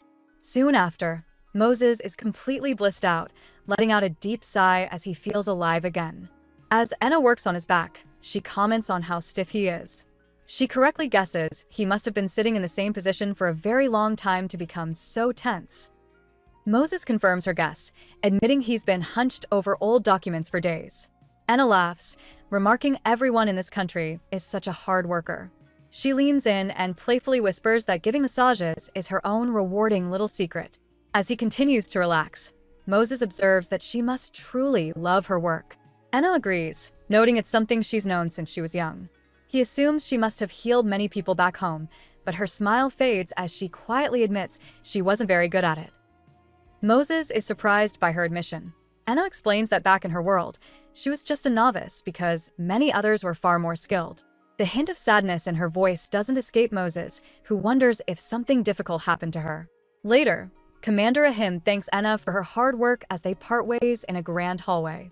Left by herself, Anna begins to quietly fold a stack of linens, humming a soft, pensive tune as her thoughts drift far away. While waiting for Kane in a quiet hallway, Anna is startled when another man suddenly appears. He says he needs to talk, and her mind races. She worries her indecisiveness has finally pushed him to give up on her for someone else. Before she can react, he grabs her and pulls her close, desperately asking if he's too late. Anna is stunned by his embrace. Just then, a familiar voice cuts through the tension, apologizing for keeping the Saintess waiting. Prince Gerald has arrived at a very complicated moment. The mysterious man scoffs, accusing Anna of playing hard to get. She desperately reaches for a nearby bell, but he slaps it away before she can make a sound. He easily overpowers her, pushing her back, vowing that no one, especially not the prince, will ever have her. His grip tightens as he makes his obsessive declaration. Trapped and terrified by his aggression, Anna can only cry out for anyone, to please help her. With his official duties finally over, Prince Gerald finds his thoughts drifting to Anna. He wonders if she is still in treatment, which brings back a specific memory. He recalls seeing his servant, Kane, holding Anna's hands with an intense, telling gaze. Realizing the gesture wasn't for treatment, Gerald comes to a startling conclusion. Kane has feelings for the Saintess. The thought visibly rattles the prince. He anxiously grabs at his collar, his usual composure cracking as he struggles with this unwelcome revelation. Elsewhere, Commander Ahim finds himself conflicted. He tries to rationalize his feelings, telling himself not to get upset over a soldier's love life, but he can't shake his sense of duty as Enna's guardian. He recalls the exact moment he realized he must protect the earnest girl, no matter what. Worried it might soon be too late, he asked Moses' priest to find a way to send her home. The priest's research reveals that ancient texts allow the saintess to return once her summoning's purpose is complete. Prince Gerald mulls over the recent discovery. The moment he fully recovers, Enna will be sent back to her world. This realization spurs him into action. He decides he must spend more time with her and focus on his recovery. His thoughts are shattered by a sudden crash from down the hall. A wave of panic hits him as he realizes the sound came from Enna's room. He sprints to the door and throws it open, finding Enna overpowered by an unknown man, pinned against the wall. A blaze of fury erupts from Prince Gerald as he storms into the room, roaring at the attacker to let Enna go. He moves in a flash, swiftly putting down the intruder. Ignoring the downed man, Gerald's entire focus shifts to Enna. He rushes to her side, his voice soft with concern as he asks if she's okay. Overwhelmed with relief, the terrified Enna collapses into his arms. He pulls her into a protective embrace, gently stroking her hair and promising her that she's safe now. Ignoring the defeated man on the floor, Prince Gerald's attention is solely on Enna. He gently asks if she's hurt. Overcome with relief, she collapses into his arms. He holds her close, reassuring her of her safety. The tender moment is shattered when the attacker starts shouting, accusing Enna of leading him on and demanding she take responsibility for his feelings. Gerald's expression turns to ice. Shielding Enna, he sternly warns the man to watch his tongue before rising and ordering complete silence. Prince Gerald coldly informs the man that forcing feelings onto someone is nothing but a selfish delusion. Guards then rush in, drawn by the commotion. Without hesitation, Gerald orders them to seize the attacker and throw him in the dungeon. As he's dragged away, the man screams his innocence, claiming Lady Aerie told him Enna liked him and that he was told women enjoy aggressive advances. Upon hearing Lady Aerie's name and her vile advice, Gerald's fury intensifies, his hand clenching into a tight fist. Prince Gerald's patience has run out.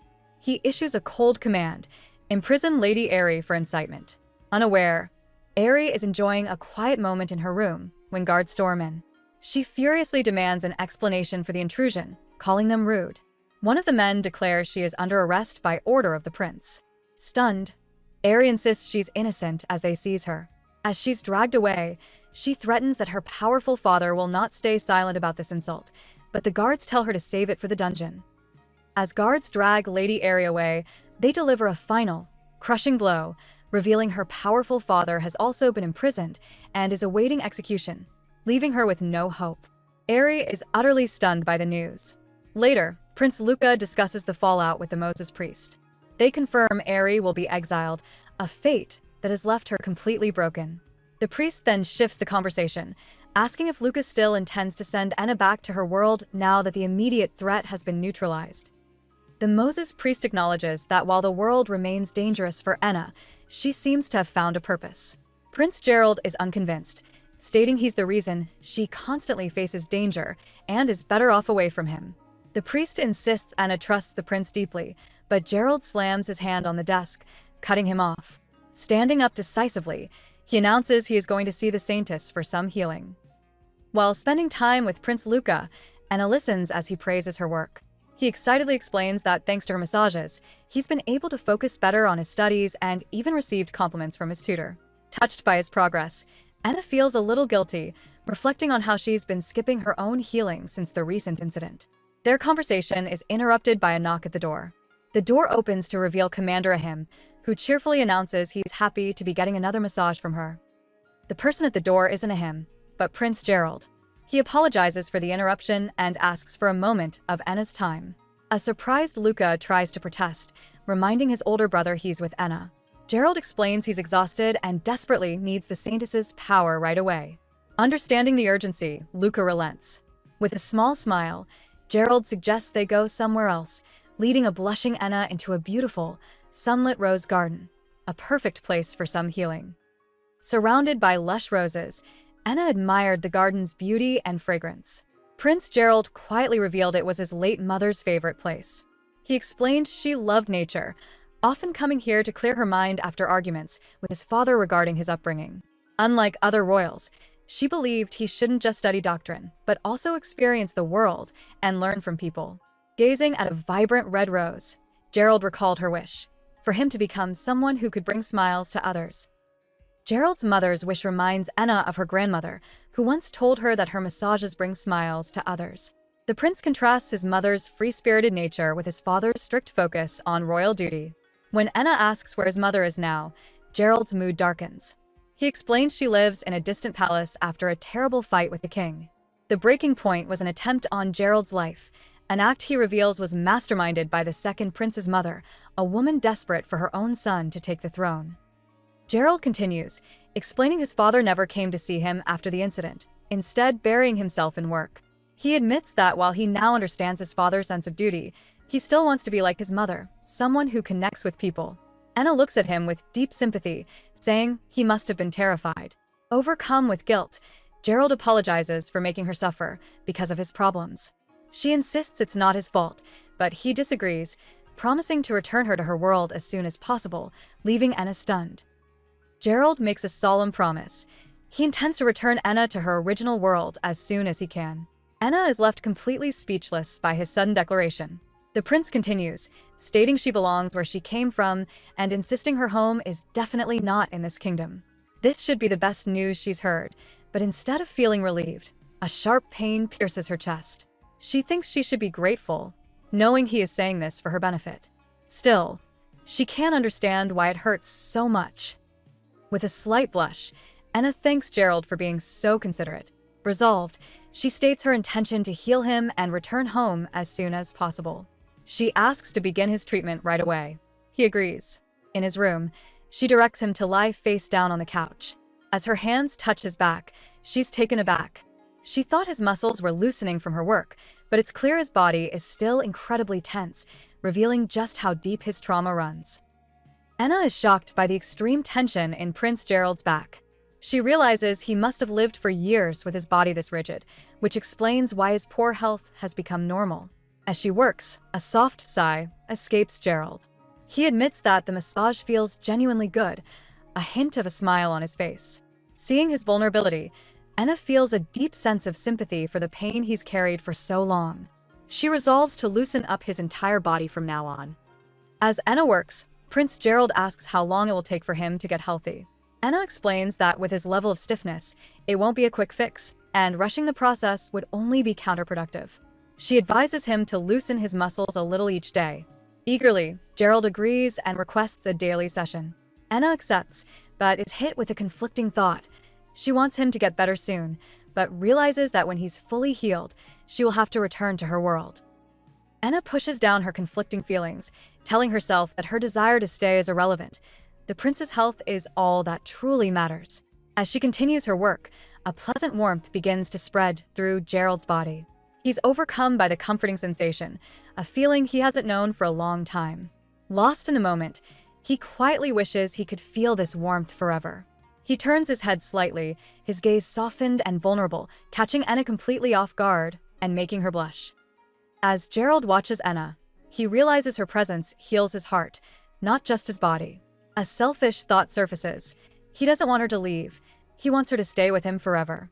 However, he quickly forces the feeling down, reminding himself of all the fear she has endured in this world. Her happiness, he resolves, must be his only priority. Meanwhile, in a vast study, the Moses priest is taken by surprise.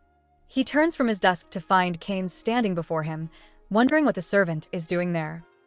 Cain confronts the Moses priest, questioning if his intense research is truly about sending Enna home, as Gerald ordered. Leaning in close, Cain suggests there might be another reason for the priest's focus. Flustered, the priest denies it, but his reaction immediately gives him away. Cain smirks, confirming his suspicion. The embarrassed priest then asks how he knew. Cain simply states that after so many years, he can easily read the priest's thoughts, then places a reassuring hand on his shoulder. With the tension broken, Cain explains his reasoning. He tells the priest that Gerald's change in behavior is so obvious, even he noticed it. So he wonders, Is it really okay to just send Lady Enna back to her world? Kane argues that Enna is the only woman the prince truly opens his heart to, and it's clear she has feelings for him. 2. The priest slams his hand on the desk, exclaiming his agreement. He grabs Kane's hands, distressed that two people who care so deeply for each other are trying to part ways. Kane sheepishly notes that they finally agree on something. He lets go of the priest's hands and brings up the real problem. Prince Gerald is extremely stubborn. The priest agrees, admitting he's tried and failed many times to change the prince's mind. Thinking it over, Kane adds that there might be one exception. Gerald would only reconsider if he learned that Enna's life in her own world was awful. This sparks a thought in the priest, who recalls Enna's pained expression when she mentioned her work. He realizes they need to get her to talk. With their goal aligned, the priest realizes that getting Enna to open up could give them the leverage they need to sway the prince. Hearing this, Kane has an idea. To demonstrate his plan, he gets right into the priest's personal space, gently touching his face. Completely flustered by the closeness, the priest is shocked but has to admit that Kane's bold tactic might actually work. Kane smirks, proud of his clever suggestion. With a new strategy decided, the two unlikely allies seal their partnership with a pinky promise. In a quiet room, Enna begins her therapy session with Prince Gerald. He lies down, resting his head on her lap as she gently works on the tension in his neck and shoulders. The prince, initially caught off guard by the closeness, visibly relaxes under her skilled hands. Enna explains that this kind of stiffness is common for people with desk jobs, promising to loosen the muscles slowly. Looking up at her with a soft, flushed expression, Gerald quietly thanks her. The professional session unexpectedly becomes personal and intimate. Just as the atmosphere between Enna and Gerald becomes quiet and personal, a knock shatters the moment. It's Kane and the Moses priest, asking to come inside. Startled, Enna and the prince quickly sit up, both looking flustered by the interruption. After Enna hesitantly gives them permission, the two men enter with wide smiles. They carry a massive tray overflowing with drinks and fine snacks, effectively crashing the private session. Enna can only stare, completely baffled by this unexpected and over-the-top visit. With wide smiles, Kane cheerfully suggests they all have a drink together. Gerald, still flustered from the interruption, questions the sudden offer. Unfazed, the Moses priest presents a bottle of fine wine, explaining it's a special temple offering he hoped they would all enjoy.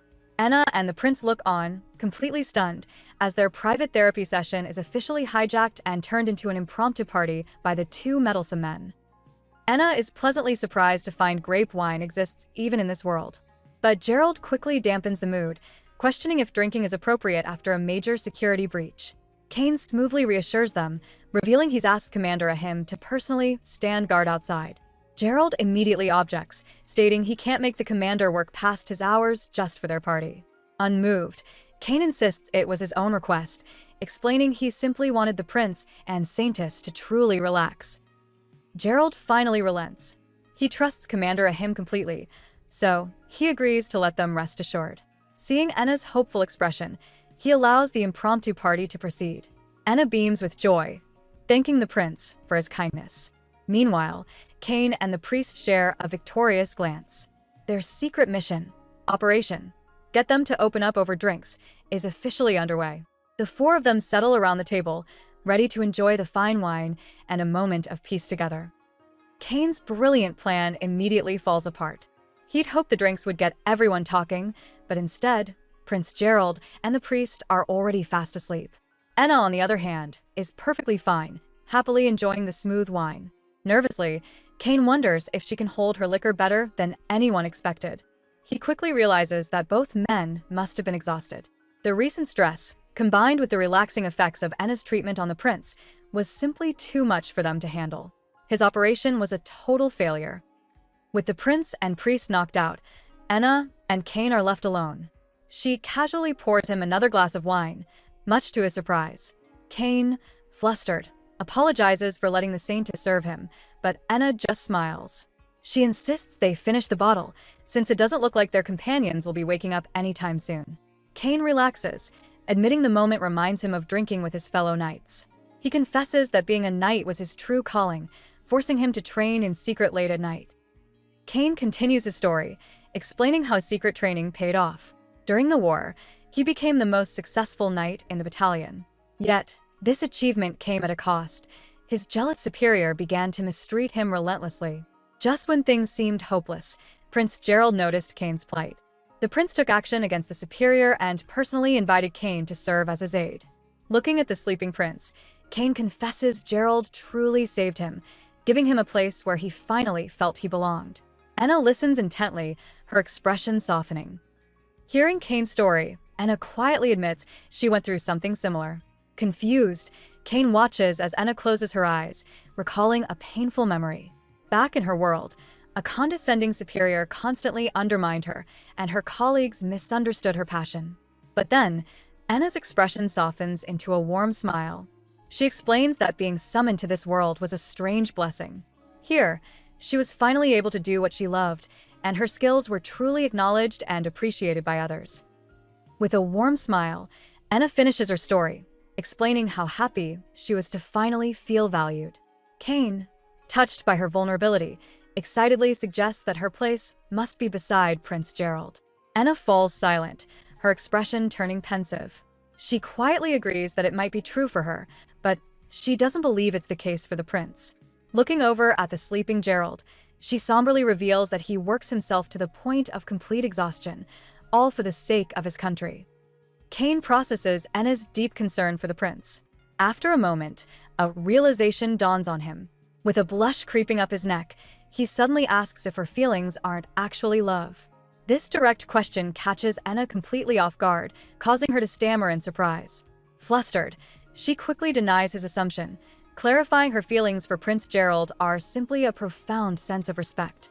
Her bright red face, however, might suggest there's more to the story. Kane isn't buying Anna's excuse for a second. He passionately urges her to be honest with her heart, but his shouting wakes Prince Gerald. The groggy prince asks what all the fuss is about. Seeing his chance, a tipsy Kane tries to tell Gerald everything, but Anna quickly slaps her hand over his mouth. Before things escalate, Gerald calmly places a hand on Anna's shoulder, dismissing Kane's behavior as nothing more than drunken antics.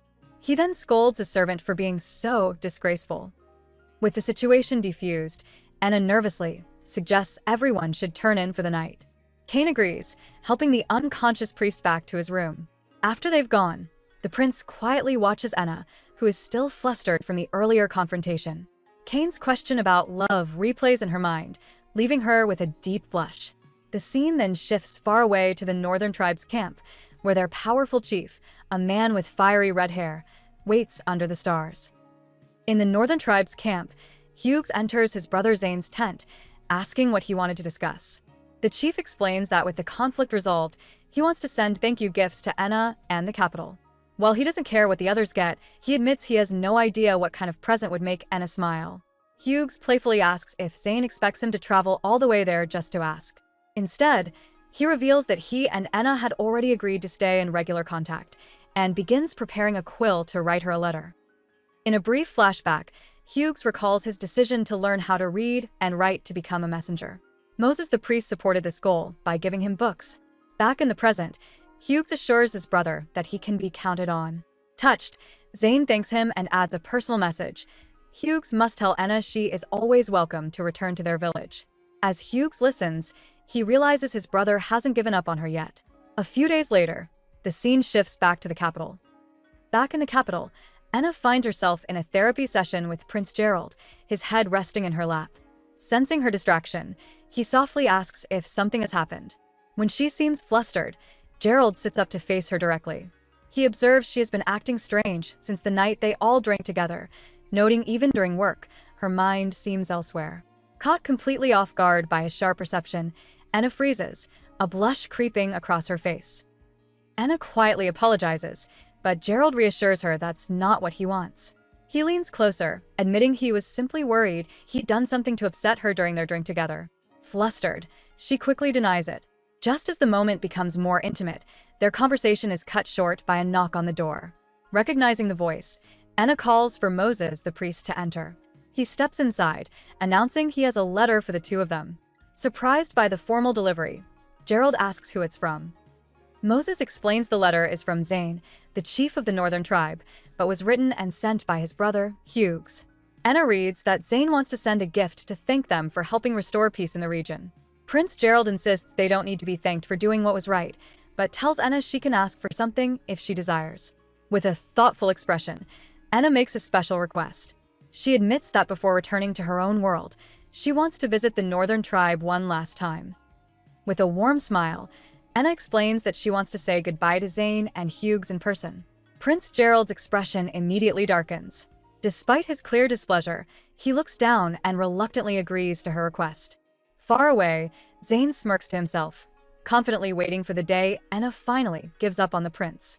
Later that night, Gerald sits alone in his room, looking deeply troubled. The scene then shifts to a heavily guarded, torchlit corridor deep within the palace, hinting at secrets hidden in the shadows. The scene shifts to a dark, damp cell deep within the palace. Lady Aerie is trapped inside, trembling in a plain white shift. Her face is pale with terror as she stares into the oppressive darkness. Suddenly, a menacing grin filled with sharp teeth emerges from the shadows. A chilling voice echoes through the cell, whispering that it will never forgive the Saintess. With tears in her eyes, Aerie looks up, utterly horrified by the monstrous presence that has cornered her in the secret prison. Locked away in a cold stone cell, Lady Aerie struggles to accept her fate. She can't believe they had decided to execute her and her father. Her despair quickly twists into a burning hatred directed at one person, the Saintess. Vowing she will never forgive Anna, Aerie's eyes fill with a dark resolve. Suddenly, a loud thud echoes from within the cell. The guard outside the bars is startled and peers inside, only to see Aerie collapsed on the stone floor. He calls out in alarm, asking if she's alright. In the dungeons, a guard reports Lady Aerie's sudden collapse. His superior orders him to take her to the infirmary, believing her execution will now have to be postponed. Once the guard leaves her bedside, however, Aerie's eyes snap open. A sly, triumphant smile spreads across her face. Her fainting spell was all part of a scheme. Meanwhile, completely unaware of the looming danger, Anna is elsewhere in the palace. A cheerful Kane approaches and warmly thanks her for the successful massage treatment, praising her hard work. As they walk, Kane asks Anna if she's seen Prince Gerald lately. He points out her clear affection for the prince, insisting it would be a waste not to talk things out with him. Completely flustered, Anna realizes Gerald is constantly on her mind, even as she dismisses the idea of loving him. Overwhelmed and inexperienced with romance, she follows Kane into her room, only to stop short. A familiar voice calls her name. Prince Gerald is sitting right there, calmly apologizing for waiting without her permission. With a knowing smile, Kane excuses himself to keep watch outside, leaving a panicked Anna alone with the prince. Gerald breaks the silence, immediately noticing her bright red face and asking if she's alright. Completely flustered, Anna claims the room just feels a bit warm. Ignoring her excuse, Gerald gets to the point. He informs her that the treaty with the northern tribe will be signed soon, and once it is, he promises to arrange for her to visit their village. Overjoyed, Anna thanks him profusely. Just as Anna is celebrating, Gerald makes another request. He asks for a massage, explaining that recent paperwork has left his neck stiff. A flustered Anna agrees, trying to focus on her professional duty. As the prince rests his head in her lap, he tells her to begin. Internally, Anna is in total panic. She knows she has to stay calm and soothe him, but her hands tremble as she reaches for his shoulders, completely overwhelmed by his sudden closeness. As Anna struggles with the massage, her mind goes blank. She's too flustered by his presence to focus. Suddenly, Gerald sits up, noting her face is now an even deeper shade of red. He suggests she must have a fever. Before Anna can protest, he leans in, pressing his forehead against hers to check, confirming she's burning up. Seizing the opportunity, Anna claims she's caught a cold and must rest. Looking concerned, Gerald agrees, sincerely apologizing for overworking her and telling her to take care of herself. Alone in her room, Anna panics over her botched massage attempt. She worries that if she can't properly treat Prince Gerald, he'll never fully recover. This means she'll be stuck in this world, unable to return home, and only causing him more trouble. Searching for another method, a brilliant idea strikes her.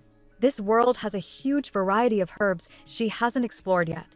With newfound determination, she decides to start studying them the very next day, certain she can find a remedy that will finally help the prince. At his desk, Prince Gerald feels troubled. He notices Enna has been acting strange, keeping her distance and avoiding his gaze. Worried he might have done something wrong, he resolves to apologize.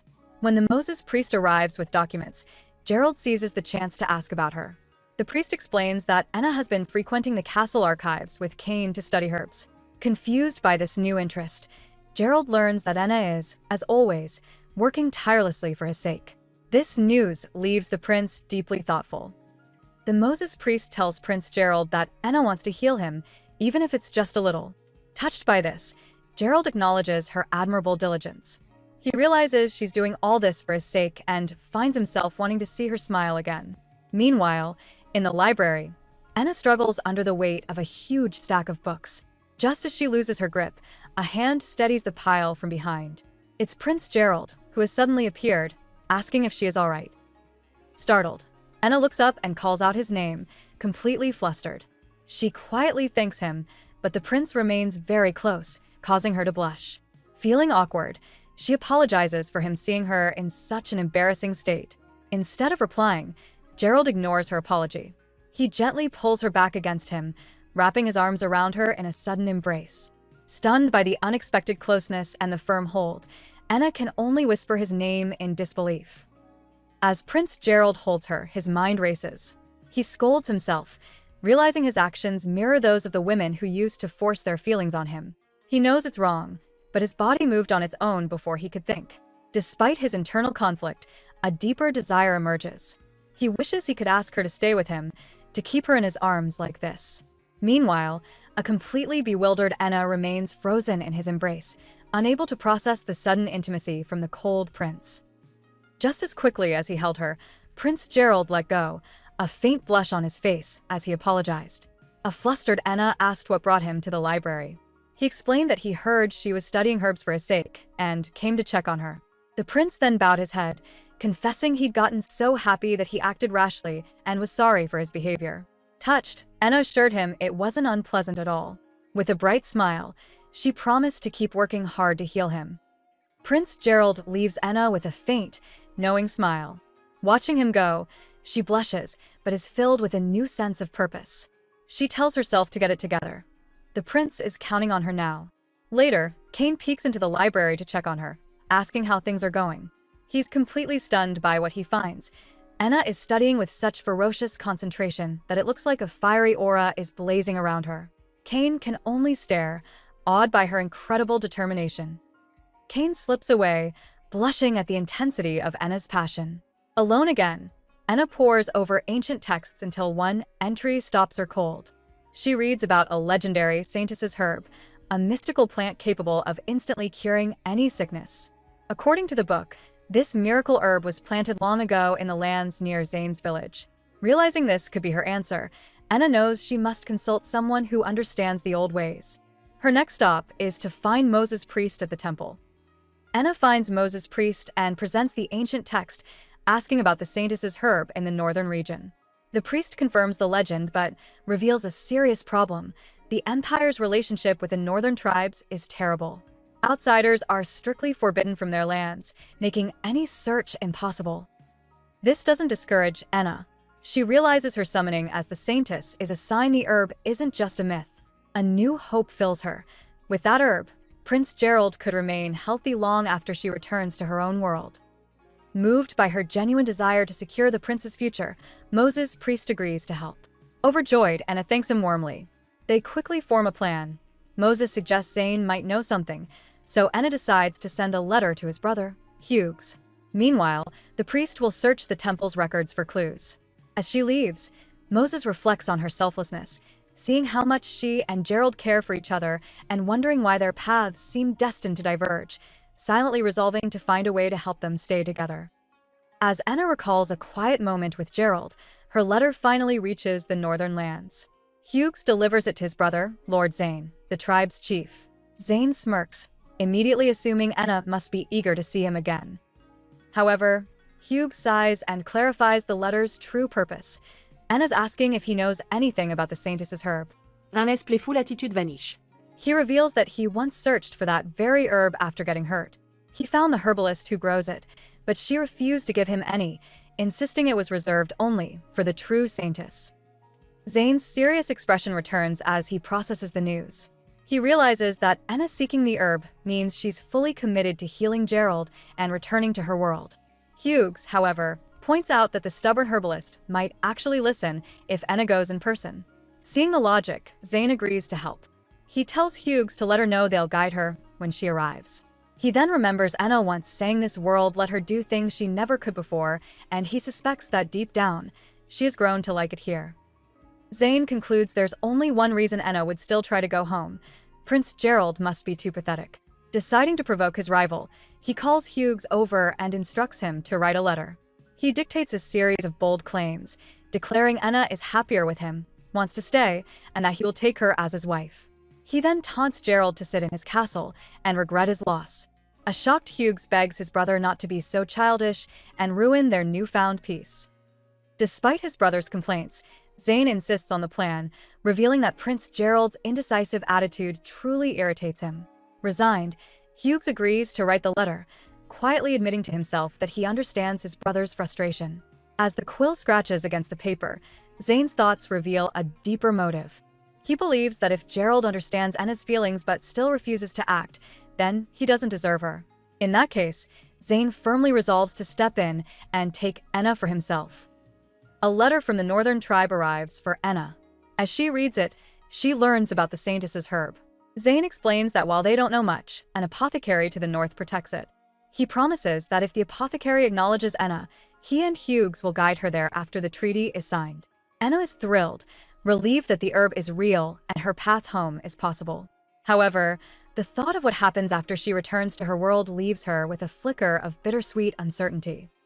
As Enna clutches her letter, hopeful that the Saintess's herb can still heal Gerald, a similar message arrives for the prince. Kane enters with a letter from the northern tribe, which Gerald finds unusual because it's addressed directly to him. As he reads its contents, Zane's thoughts are revealed. He suspects Enna might secretly want to stay in their world. The prince's hand tightens around the paper. He immediately recognizes it as another one of Zane's audacious schemes, and his frustration with the chieftain boils over. Prince Gerald reconsiders his position, having always believed this world was too dangerous for Enna and that sending her home was for her own good. But now a new thought takes root. What if she genuinely wants to stay? Spurred into action, he abruptly ends his work for the day, determined to see her. Later, Enna is startled by a knock at her door. It's Gerald, asking to come in. Flustered by the unexpected visit, she quickly agrees, opening the door to find the prince waiting. Enna professionally thanks the prince for his hard work and offers him a massage to help him relax. Surprised but unable to refuse, a flustered Gerald agrees, telling her he's counting on her. She leads him to a couch, explaining that Kane had mentioned his increased workload. Gerald, who had actually come to her room determined to have a serious conversation, finds his plans evaporate the moment she gently takes his hand to begin the massage. Her simple, professional touch completely derails his train of thought, leaving him unable to speak. With his original plan completely forgotten, Gerald gently takes Enna's hand, calling her name. He abruptly tells her they should end the massage for now. Confused by this sudden change, Enna asks if she did something wrong. He quickly clarifies that wasn't it, confessing he didn't come to her room for a massage in the first place. Instead, he reveals his true intention. There's somewhere he wants to take her. As the two walk together outside, an onlooker spies them from a window. It's Lady Airy, who blushes, thinking the scene looks very romantic. From a window, Moses watches the pair leave, silently wishing the prince good luck. Before she knows it, Enna is riding with Gerald on a white horse through a sun-dappled forest. The prince guides them to a spectacular clearing overlooking a vast lake as the setting sun paints the sky in brilliant colors. Completely captivated by the breathtaking view and the golden light shimmering across the water's surface, Enna can only whisper in awe at the beautiful, unexpected moment. As Gerald helps her from the horse, he explains that the sunset creates a mystical view on the water. Enna admits Moses told her about this spot, her excitement growing. When they finally see it, she is completely captivated. She whispers that it's amazing, like seeing two suns at once. The beautiful sight makes her feel as though two worlds are overlapping. Lost in the moment, she quietly wishes their worlds could connect like this, so she wouldn't have to go back. Suddenly, Gerald says her name, and she turns toward him in surprise. Overcome with emotion, Enna admits she's sad about having to leave after getting so close to everyone. Still, she vows to heal Gerald properly before she goes. Hearing this, the prince quietly suggests that if she's okay with it, she could just stay. Stunned by his offer, Enna suddenly confesses that she's fallen in love with him. He admits he's never loved someone before and was unsure how to act. He apologizes for making her worry and reassures her that he isn't asking for anything in return. Overwhelmed by her confession, Enna covers her face. She explains she just wanted to tell him her feelings before leaving. Gerald is confused, asking if she has feelings for him, but not enough to stay. The question hangs in the air, highlighting the core of their problem. Enna looks away, thinking about the massive gap between their worlds and social positions. She believes love alone can't overcome such a difference and that her feelings would only become a burden to him, a royal prince. Enna and Gerald stand silently by the lake, their conversation at a dead end. Unbeknownst to them, they have an audience. From the nearby woods, Moses and a frustrated Hughes watch the entire exchange. Bewildered, Hughes wonders aloud why the two won't get together when their feelings are so obvious. He reminds the priest that he even suggested this perfect, romantic location for a confession. This quiet, somber stalemate was definitely not the outcome he had been hoping for. Meanwhile, in a guarded room, a doctor checks on a frail-looking Lady Airy. He informs the guard that her pulse is weak, doubting she'd survive being moved to the penal colony. Their conversation is cut short when another guard rushes in, reporting an emergency. 2 prisoners got into a scuffle, leaving one seriously injured. The doctor and both guards are needed at once. After they hurry away, the sick Lady Airy sits up with a smug grin. She scoffs internally, thinking how easy it was to fool the idiotic guards. Once the coast is clear, a maid enters the room to change the sheets, completely unaware of the trap she's walking into. In a flash, Airy ambushes her from behind, pressing sharp scissors against her skin. She makes a chilling offer: switch clothes or face the painful consequences. The terrified maid complies. Moments later, with the maid bound and gagged in the bed, a disguised Airy coldly warns her not to even think about calling for help. Her escape is now underway. Now disguised as a nun, Airy departs with one last, menacing glance at the helpless maid. With her freedom secured, she internally vows that she will find the saintess and end her once and for all. Meanwhile, a long procession of royal carriages makes its way toward the castle. Inside one, Enna formally thanks Prince Gerald for granting her a personal request. He assures her he has arranged plenty of time for her to speak with them after the upcoming signing ceremony. Enna tells Gerald she's looking forward to seeing Lord Zane again, even though she recently met his brother, Hughes. The prince listens quietly as Enna reflects on her limited time with him, vowing to cherish what's left. The scene then shifts to the Northern Tribe's camp for the official signing ceremony. With both sides gathered, the Moses priest holds up the treaty and formally declares the matter resolved. From the sidelines, Enna notes that the formidable brothers, Zane and Hughes, seem as intense and spirited as ever. As Enna observes the Northern Tribe, she feels a wave of relief seeing Zane and Hughes looking so healthy. The ever-confident chief catches her staring and offers a playful wink. Enna gets flustered by his bold display, thinking to herself that he never changes. Later, during the celebration, Hughes greets her warmly. Enna's happy to see them all again, too. But before she can finish her thought, a hand suddenly grasps hers. She looks up in surprise to find Zane has cut in, demanding her attention. Zane quietly asks Enna to speak alone. Before she can answer, the Moses priest steps between them, warning her it's dangerous to be alone with the tribal chief. Enna calmly reassures him it will be fine, pleading that this might be her last chance to talk with him. Reluctantly, the priest agrees, but tells her to shout if she gets into trouble. As Zane leads her into the gardens, Prince Gerald watches them, a clear look of unease on his face. As they walk into the secluded gardens, Enna happily remarks how glad she is to be back. The pleasant atmosphere shifts when Zane stops and asks if she is really going back to her original world. She confirms it, stating that she can't keep relying on Prince Gerald and the others forever. Suddenly, Zane takes her hand and slips a ring onto her finger. He looks at her intently and asks if she remembers what he told her before, leaving Enna stunned by the unexpected proposal. Zane confesses he's thought about her every day since they met. Seeing her sad expression, he declares he can't leave her with the prince anymore. Enna tries to pull her hand back, but he gently draws her into an embrace, asking her to come back to him.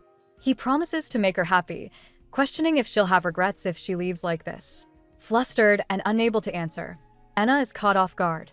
Just then, someone who overheard their entire conversation hurries away from the gardens. Just as Zayn holds Enna, a hand yanks his arm away. Prince Gerald has arrived, quickly pulling a shocked Enna behind him. He glares at the Northern Lord, declaring he can't hand her over. Zayn immediately fires back, accusing Gerald of letting her leave only because he was too useless to help. To everyone's surprise, a blushing Gerald admits that Zayn is right, and he is pathetic. He then turns to the stunned Enna, finally ready to tell her something important he has held back for too long. Just as Gerald begins to speak, a figure bursts from the shadows. To everyone's shock, it's Lady Aerie, disguised as a servant and brandishing a sharp pair of scissors. With a look of pure madness, she charges directly at Enna. Gerald reacts in a flash, yelling for Enna to get back. He spins, pulling her behind him and shielding her with his body. The blade finds its mark, and the world is painted red as the prince takes the full force of the attack meant for Enna. With a twisted smile, Aerie holds the bloody scissors as Gerald slumps forward into Enna's arms. Enna cries out his name in shock, her hands now covered in red from his serious injury. Panicked, she desperately screams for someone to help the prince. As chaos erupts, Lord Zayn moves in a blur of fury. He seizes the crazed Aerie, forcefully restraining her while demanding to know what she has done. Any hope of a confession is shattered, replaced only by the urgent need to save Gerald's life. As Zayn restrains the defeated Aerie, she lets out a chilling laugh. She reveals a horrifying truth. The scissors were coated in a fast-acting poison, and because of Enna, Gerald is doomed. While Enna panics, blaming herself, Gerald's only concern is for her. Ignoring his fading strength, he gently cups her face. In what could be his final moments, he looks into her eyes and confesses his love for her. He's just glad she's safe. With those last words, his strength gives out, and he collapses into her arms. Enna lets out a desperate cry, screaming Lord Gerald's name as he goes limp in her arms. The scene then shifts to the lands of the Northern Tribe, where another crisis unfolds. Lord Zayn's brother, Hughes, lies gravely ill, his condition worsening despite the healer's best efforts. Desperate for a solution, an attendant suggests a stronger medicine, recalling a rumor that Chief Secretary Goran's family handles a wide variety of rare herbs, including dangerous poisons. In the Northern Tribe, a healer delivers grim news about Hughes, admitting he can only slow the toxin. Back at the palace, Kane desperately urges Enna to use her healing powers on Gerald. She's forced to reveal a devastating truth. Her abilities don't work on poison. As the others fall into despair, Enna's guilt over the unconscious prince transforms into fierce determination. Looking at Gerald, she vows to save him no matter what. A new resolve flashes in her eyes as she realizes there must be a way, catching Zayn's attention. A new hope emerges, the legendary Saintess's herb. The priest believes it might be the only antidote for Gerald's poison. Wasting no time, Enna asks Zayn to lead them to the apothecary who cultivates the rare plant. Zayn agrees but cautions that the man is famously stubborn. Enna remains undeterred, committed to trying anything if it means saving the prince. They soon arrive at a magnificent estate, its beautiful, sprawling garden filling the air with the fragrant scent of herbs. They have found their destination. As they stand before the estate, Zayn warns Enna that the apothecary is even more difficult than Gerald. Though she's a little intimidated, Enna pushes her fear aside for the prince's sake and steps forward. She barely gets a word out before a gruff voice from inside shouts at them to leave, claiming to be too busy. Angered by the disrespect, Zayn yells back, questioning his treatment of the Saintess. Just then, the door slides open with a sharp clatter and a man appears, having overheard the title Saintess. The man who appears is the apothecary.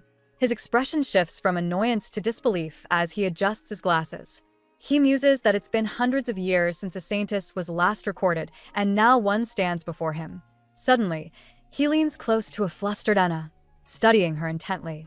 She nervously introduces herself. The apothecary, Rongxi, eyes her with suspicion, questioning if she's truly the Saintess or a clever fake. Before she can answer, the priest steps in, confirming he summoned her and can testify to her authenticity. Rongxi remains skeptical, insisting mere words won't convince him. Intrigued by the challenge, he directs Enna inside to provide proof of her power. Stepping into his workshop, Enna offers to heal his shoulder as a demonstration. As her hand begins to glow, she feels a deep stiffness, realizing he is still completely on guard. Before she can finish, he cuts her off with a sharp question, demanding to know why she needs the Saintess's herb. His directness catches Enna completely by surprise. Enna explains she needs the herb to save someone dear to her, recalling how Prince Gerald was poisoned protecting her. The Saintess's herb is his last chance. Ronxi considers her words, his face giving nothing away. After a tense silence, he simply tells her to follow him. Confused about whether her powers worked on him, Enna follows the apothecary. He leads the group to a massive greenhouse filled with countless plants. Inside, Enna is amazed by the sheer number of herbs, while Zane watches with a serious look. Zane impatiently asks if every plant in sight is the Saintess's herb. Ronxi confirms with a sly look that every single thing growing in the greenhouse is the legendary plant. Enna is completely stunned. But there's a catch.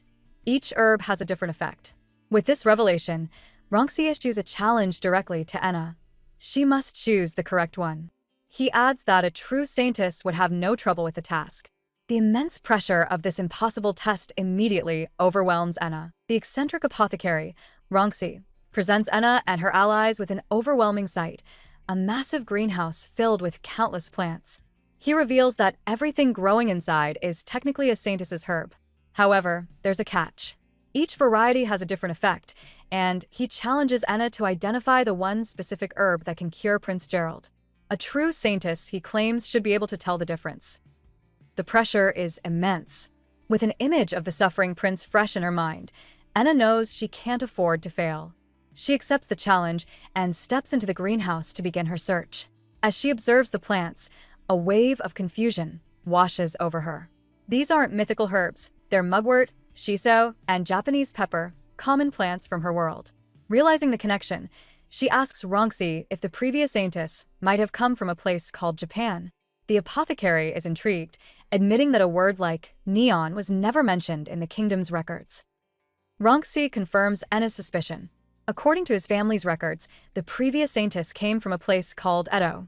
The name clicks in Enna's mind, the Edo period of Japan. The apothecary explains that this long-ago Saintess brought many unfamiliar herbs with her, using her knowledge to heal the sick. The legend of a single, cure-all Saintess's herb was just a misunderstanding. In truth, she simply knew which specific plant to use for each illness. This revelation resonates deeply with Enna, who recalls her own grandmother teaching her about medicinal plants as a child. Armed with this inherited knowledge, she confidently examines the herbs around her. She turns to Ronxi and points to a specific plant, declaring it must be the one. Enna explains that the others are primarily for digestive problems, which she correctly recalls the previous Saintess treated. A slow smile spreads across Ronxi's face. He is convinced. Before her allies, he proclaims Enna is a genuine Saintess. Ronxi explains that throughout history, Saintesses have always appeared bearing things unknown to this world, from special herbs to new healing techniques. He recounts tales of one who ended wars and another who cured a plague that affected humans, animals, and even plants. He then praises Enna's own splendid technique, admitting his shoulders already feel lighter. As he speaks, Lord Zane notices Enna is lost in thought and gently touches her arm, asking if she is okay. Unresponsive, Enna points to a specific plant, identifying it as dichotomy. She explains that while her world once believed it had powerful detoxifying effects, it really only has mild antibacterial properties. The devastating implication hits Moses instantly. There is no herb here that can cure Gerald's poison. The crushing weight of this realization falls upon Enna, who despairs that there is no miracle cure to save the prince. However, she quickly hardens her resolve. Believing that this feeling won't change anything, she decides she must do whatever she can right now. She turns to Ronxi and asks if she may have the herb. Ronxi silently agrees to her request. Enna admits she knows the herb has no real detoxifying effect, but tells him that trying something is better than doing nothing at all. With her new mission clear, the group departs. The scene shifts back to the Northern Tribe's camp, where Prince Gerald's life hangs precariously in the balance. Inside a tent, a desperate Kane watches over his unconscious lord. He murmurs that Gerald still hasn't woken up, and his breathing is growing weaker by the moment. Kane prays the prince can just make it through the night, insisting Enna will surely save him. He absolutely refuses to accept them parting this way. Suddenly, Hughes hears someone approaching. He opens the tent flap to see Enna, Zayn, and Moses have finally returned. A hopeful smile spreads across his face as he exclaims he's been waiting for her. But his hope quickly dims when he sees her downcast expression. He asks if the Sanus's herb didn't work. Enna explains that while she was able to get the herbs, the most important one wasn't the miracle cure they had all hoped for. Overwhelmed with guilt, Enna apologizes, blaming herself for Gerald's condition and lamenting her lack of true healing power. But Lord Zayn immediately refutes her, fiercely declaring that her abilities are amazing and the poisoning was not her fault. Despite their support, Enna feels utterly useless as she stands over the unconscious prince. Still, she steels her resolve, deciding this desperate attempt is all she can do. Believing she was summoned for this very purpose, she prays for the power to save him. In a shocking move, Enna drinks the herbal remedy herself. Then, she leans down and presses her lips to Gerald's, passing the liquid from her mouth to his in a desperate bid to save him. The moment they connect, a brilliant, divine light erupts from them, filling the entire tent. Zayn, Hughes, Moses, and Kane can only stare in absolute astonishment as the sacred power flows from the saintess. A true miracle was unfolding before their very eyes. When the light faded, Gerald's eyes slowly flutter open. Confused, he saw Enna's tearful face above him and weakly called her name. He suddenly sat up and pulled her into a tight embrace, asking if she was the one who saved him. Overjoyed, Kane declared that the prince was finally awake. He reasoned that since the medicine was barely effective, it must have been the power of love that caused this miracle, leaving the new couple completely flustered by his enthusiastic conclusion. While Kane celebrated the power of love, Moses calmly advised Enna not to explain away the miracle so simply, noting that something mysterious had definitely happened. Nearby, Lord Zayn quietly confessed to his brother, Hughes, that if the prince hadn't survived, he fully intended to take Enna for himself. Suddenly, Hughes noticed a strange glow and shouted for everyone to look at Enna's feet. A brilliant, magical circle, the same one that first brought her to this world, was materializing beneath her. The terrifying realization dawned on Enna. With her mission to save the prince complete, she was being sent back home. The thought of saying goodbye to Gerald forever was unbearable. As tears fell from her eyes, Gerald saw the panic on her face. He reached out and pulled her firmly into his arms, anchoring her to him. Sobbing against his chest, Enna confessed that she didn't want to go back and pleaded to stay by his side. Holding her tight, Gerald softly replied that he felt the exact same way. As the magical circle beneath Enna flares with blinding light, she clings to Prince Gerald, finally confessing her love for him. The powerful magic seems to pull at her, but Gerald refuses to release his grip. He holds her tighter, his face a mask of desperation as he begs her to stay with him. Just as it seems she will be torn away, the intricate circle shatters and vanishes into thin air. The room falls silent as everyone stares in disbelief. Hughes is the first to speak, asking if this means she can actually stay. Moses and Kane exchange relieved glances, just glad that Enna didn't disappear before their very eyes.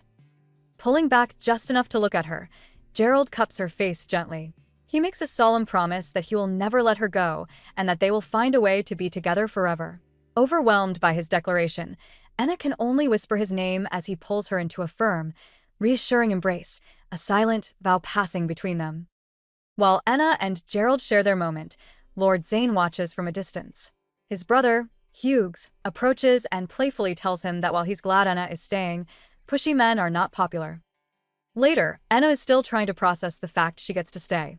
She tells Gerald she can hardly believe it, but she is determined to do her best to remain by his side. Sometime after, she tends to the recovering prince in his chambers. As her hands rest on his chest, he breathes out that it feels good and softly calls her his saintess. Seeing his hazy, trusting eyes, Enna feels a renewed sense of purpose. She wants to heal him. That's why she is here. Gerald then asks her to confirm if she truly meant what she said about wanting to stay. With a warm smile, she says yes. He tells her he feels the same way and promises to stay by her side forever, pulling her into a tender embrace. Following his promise, Gerald and Enna share a passionate moment, finally free to express their deep feelings for one another. But just as their embrace deepens, their romantic interlude is abruptly cut short by a knock at the door.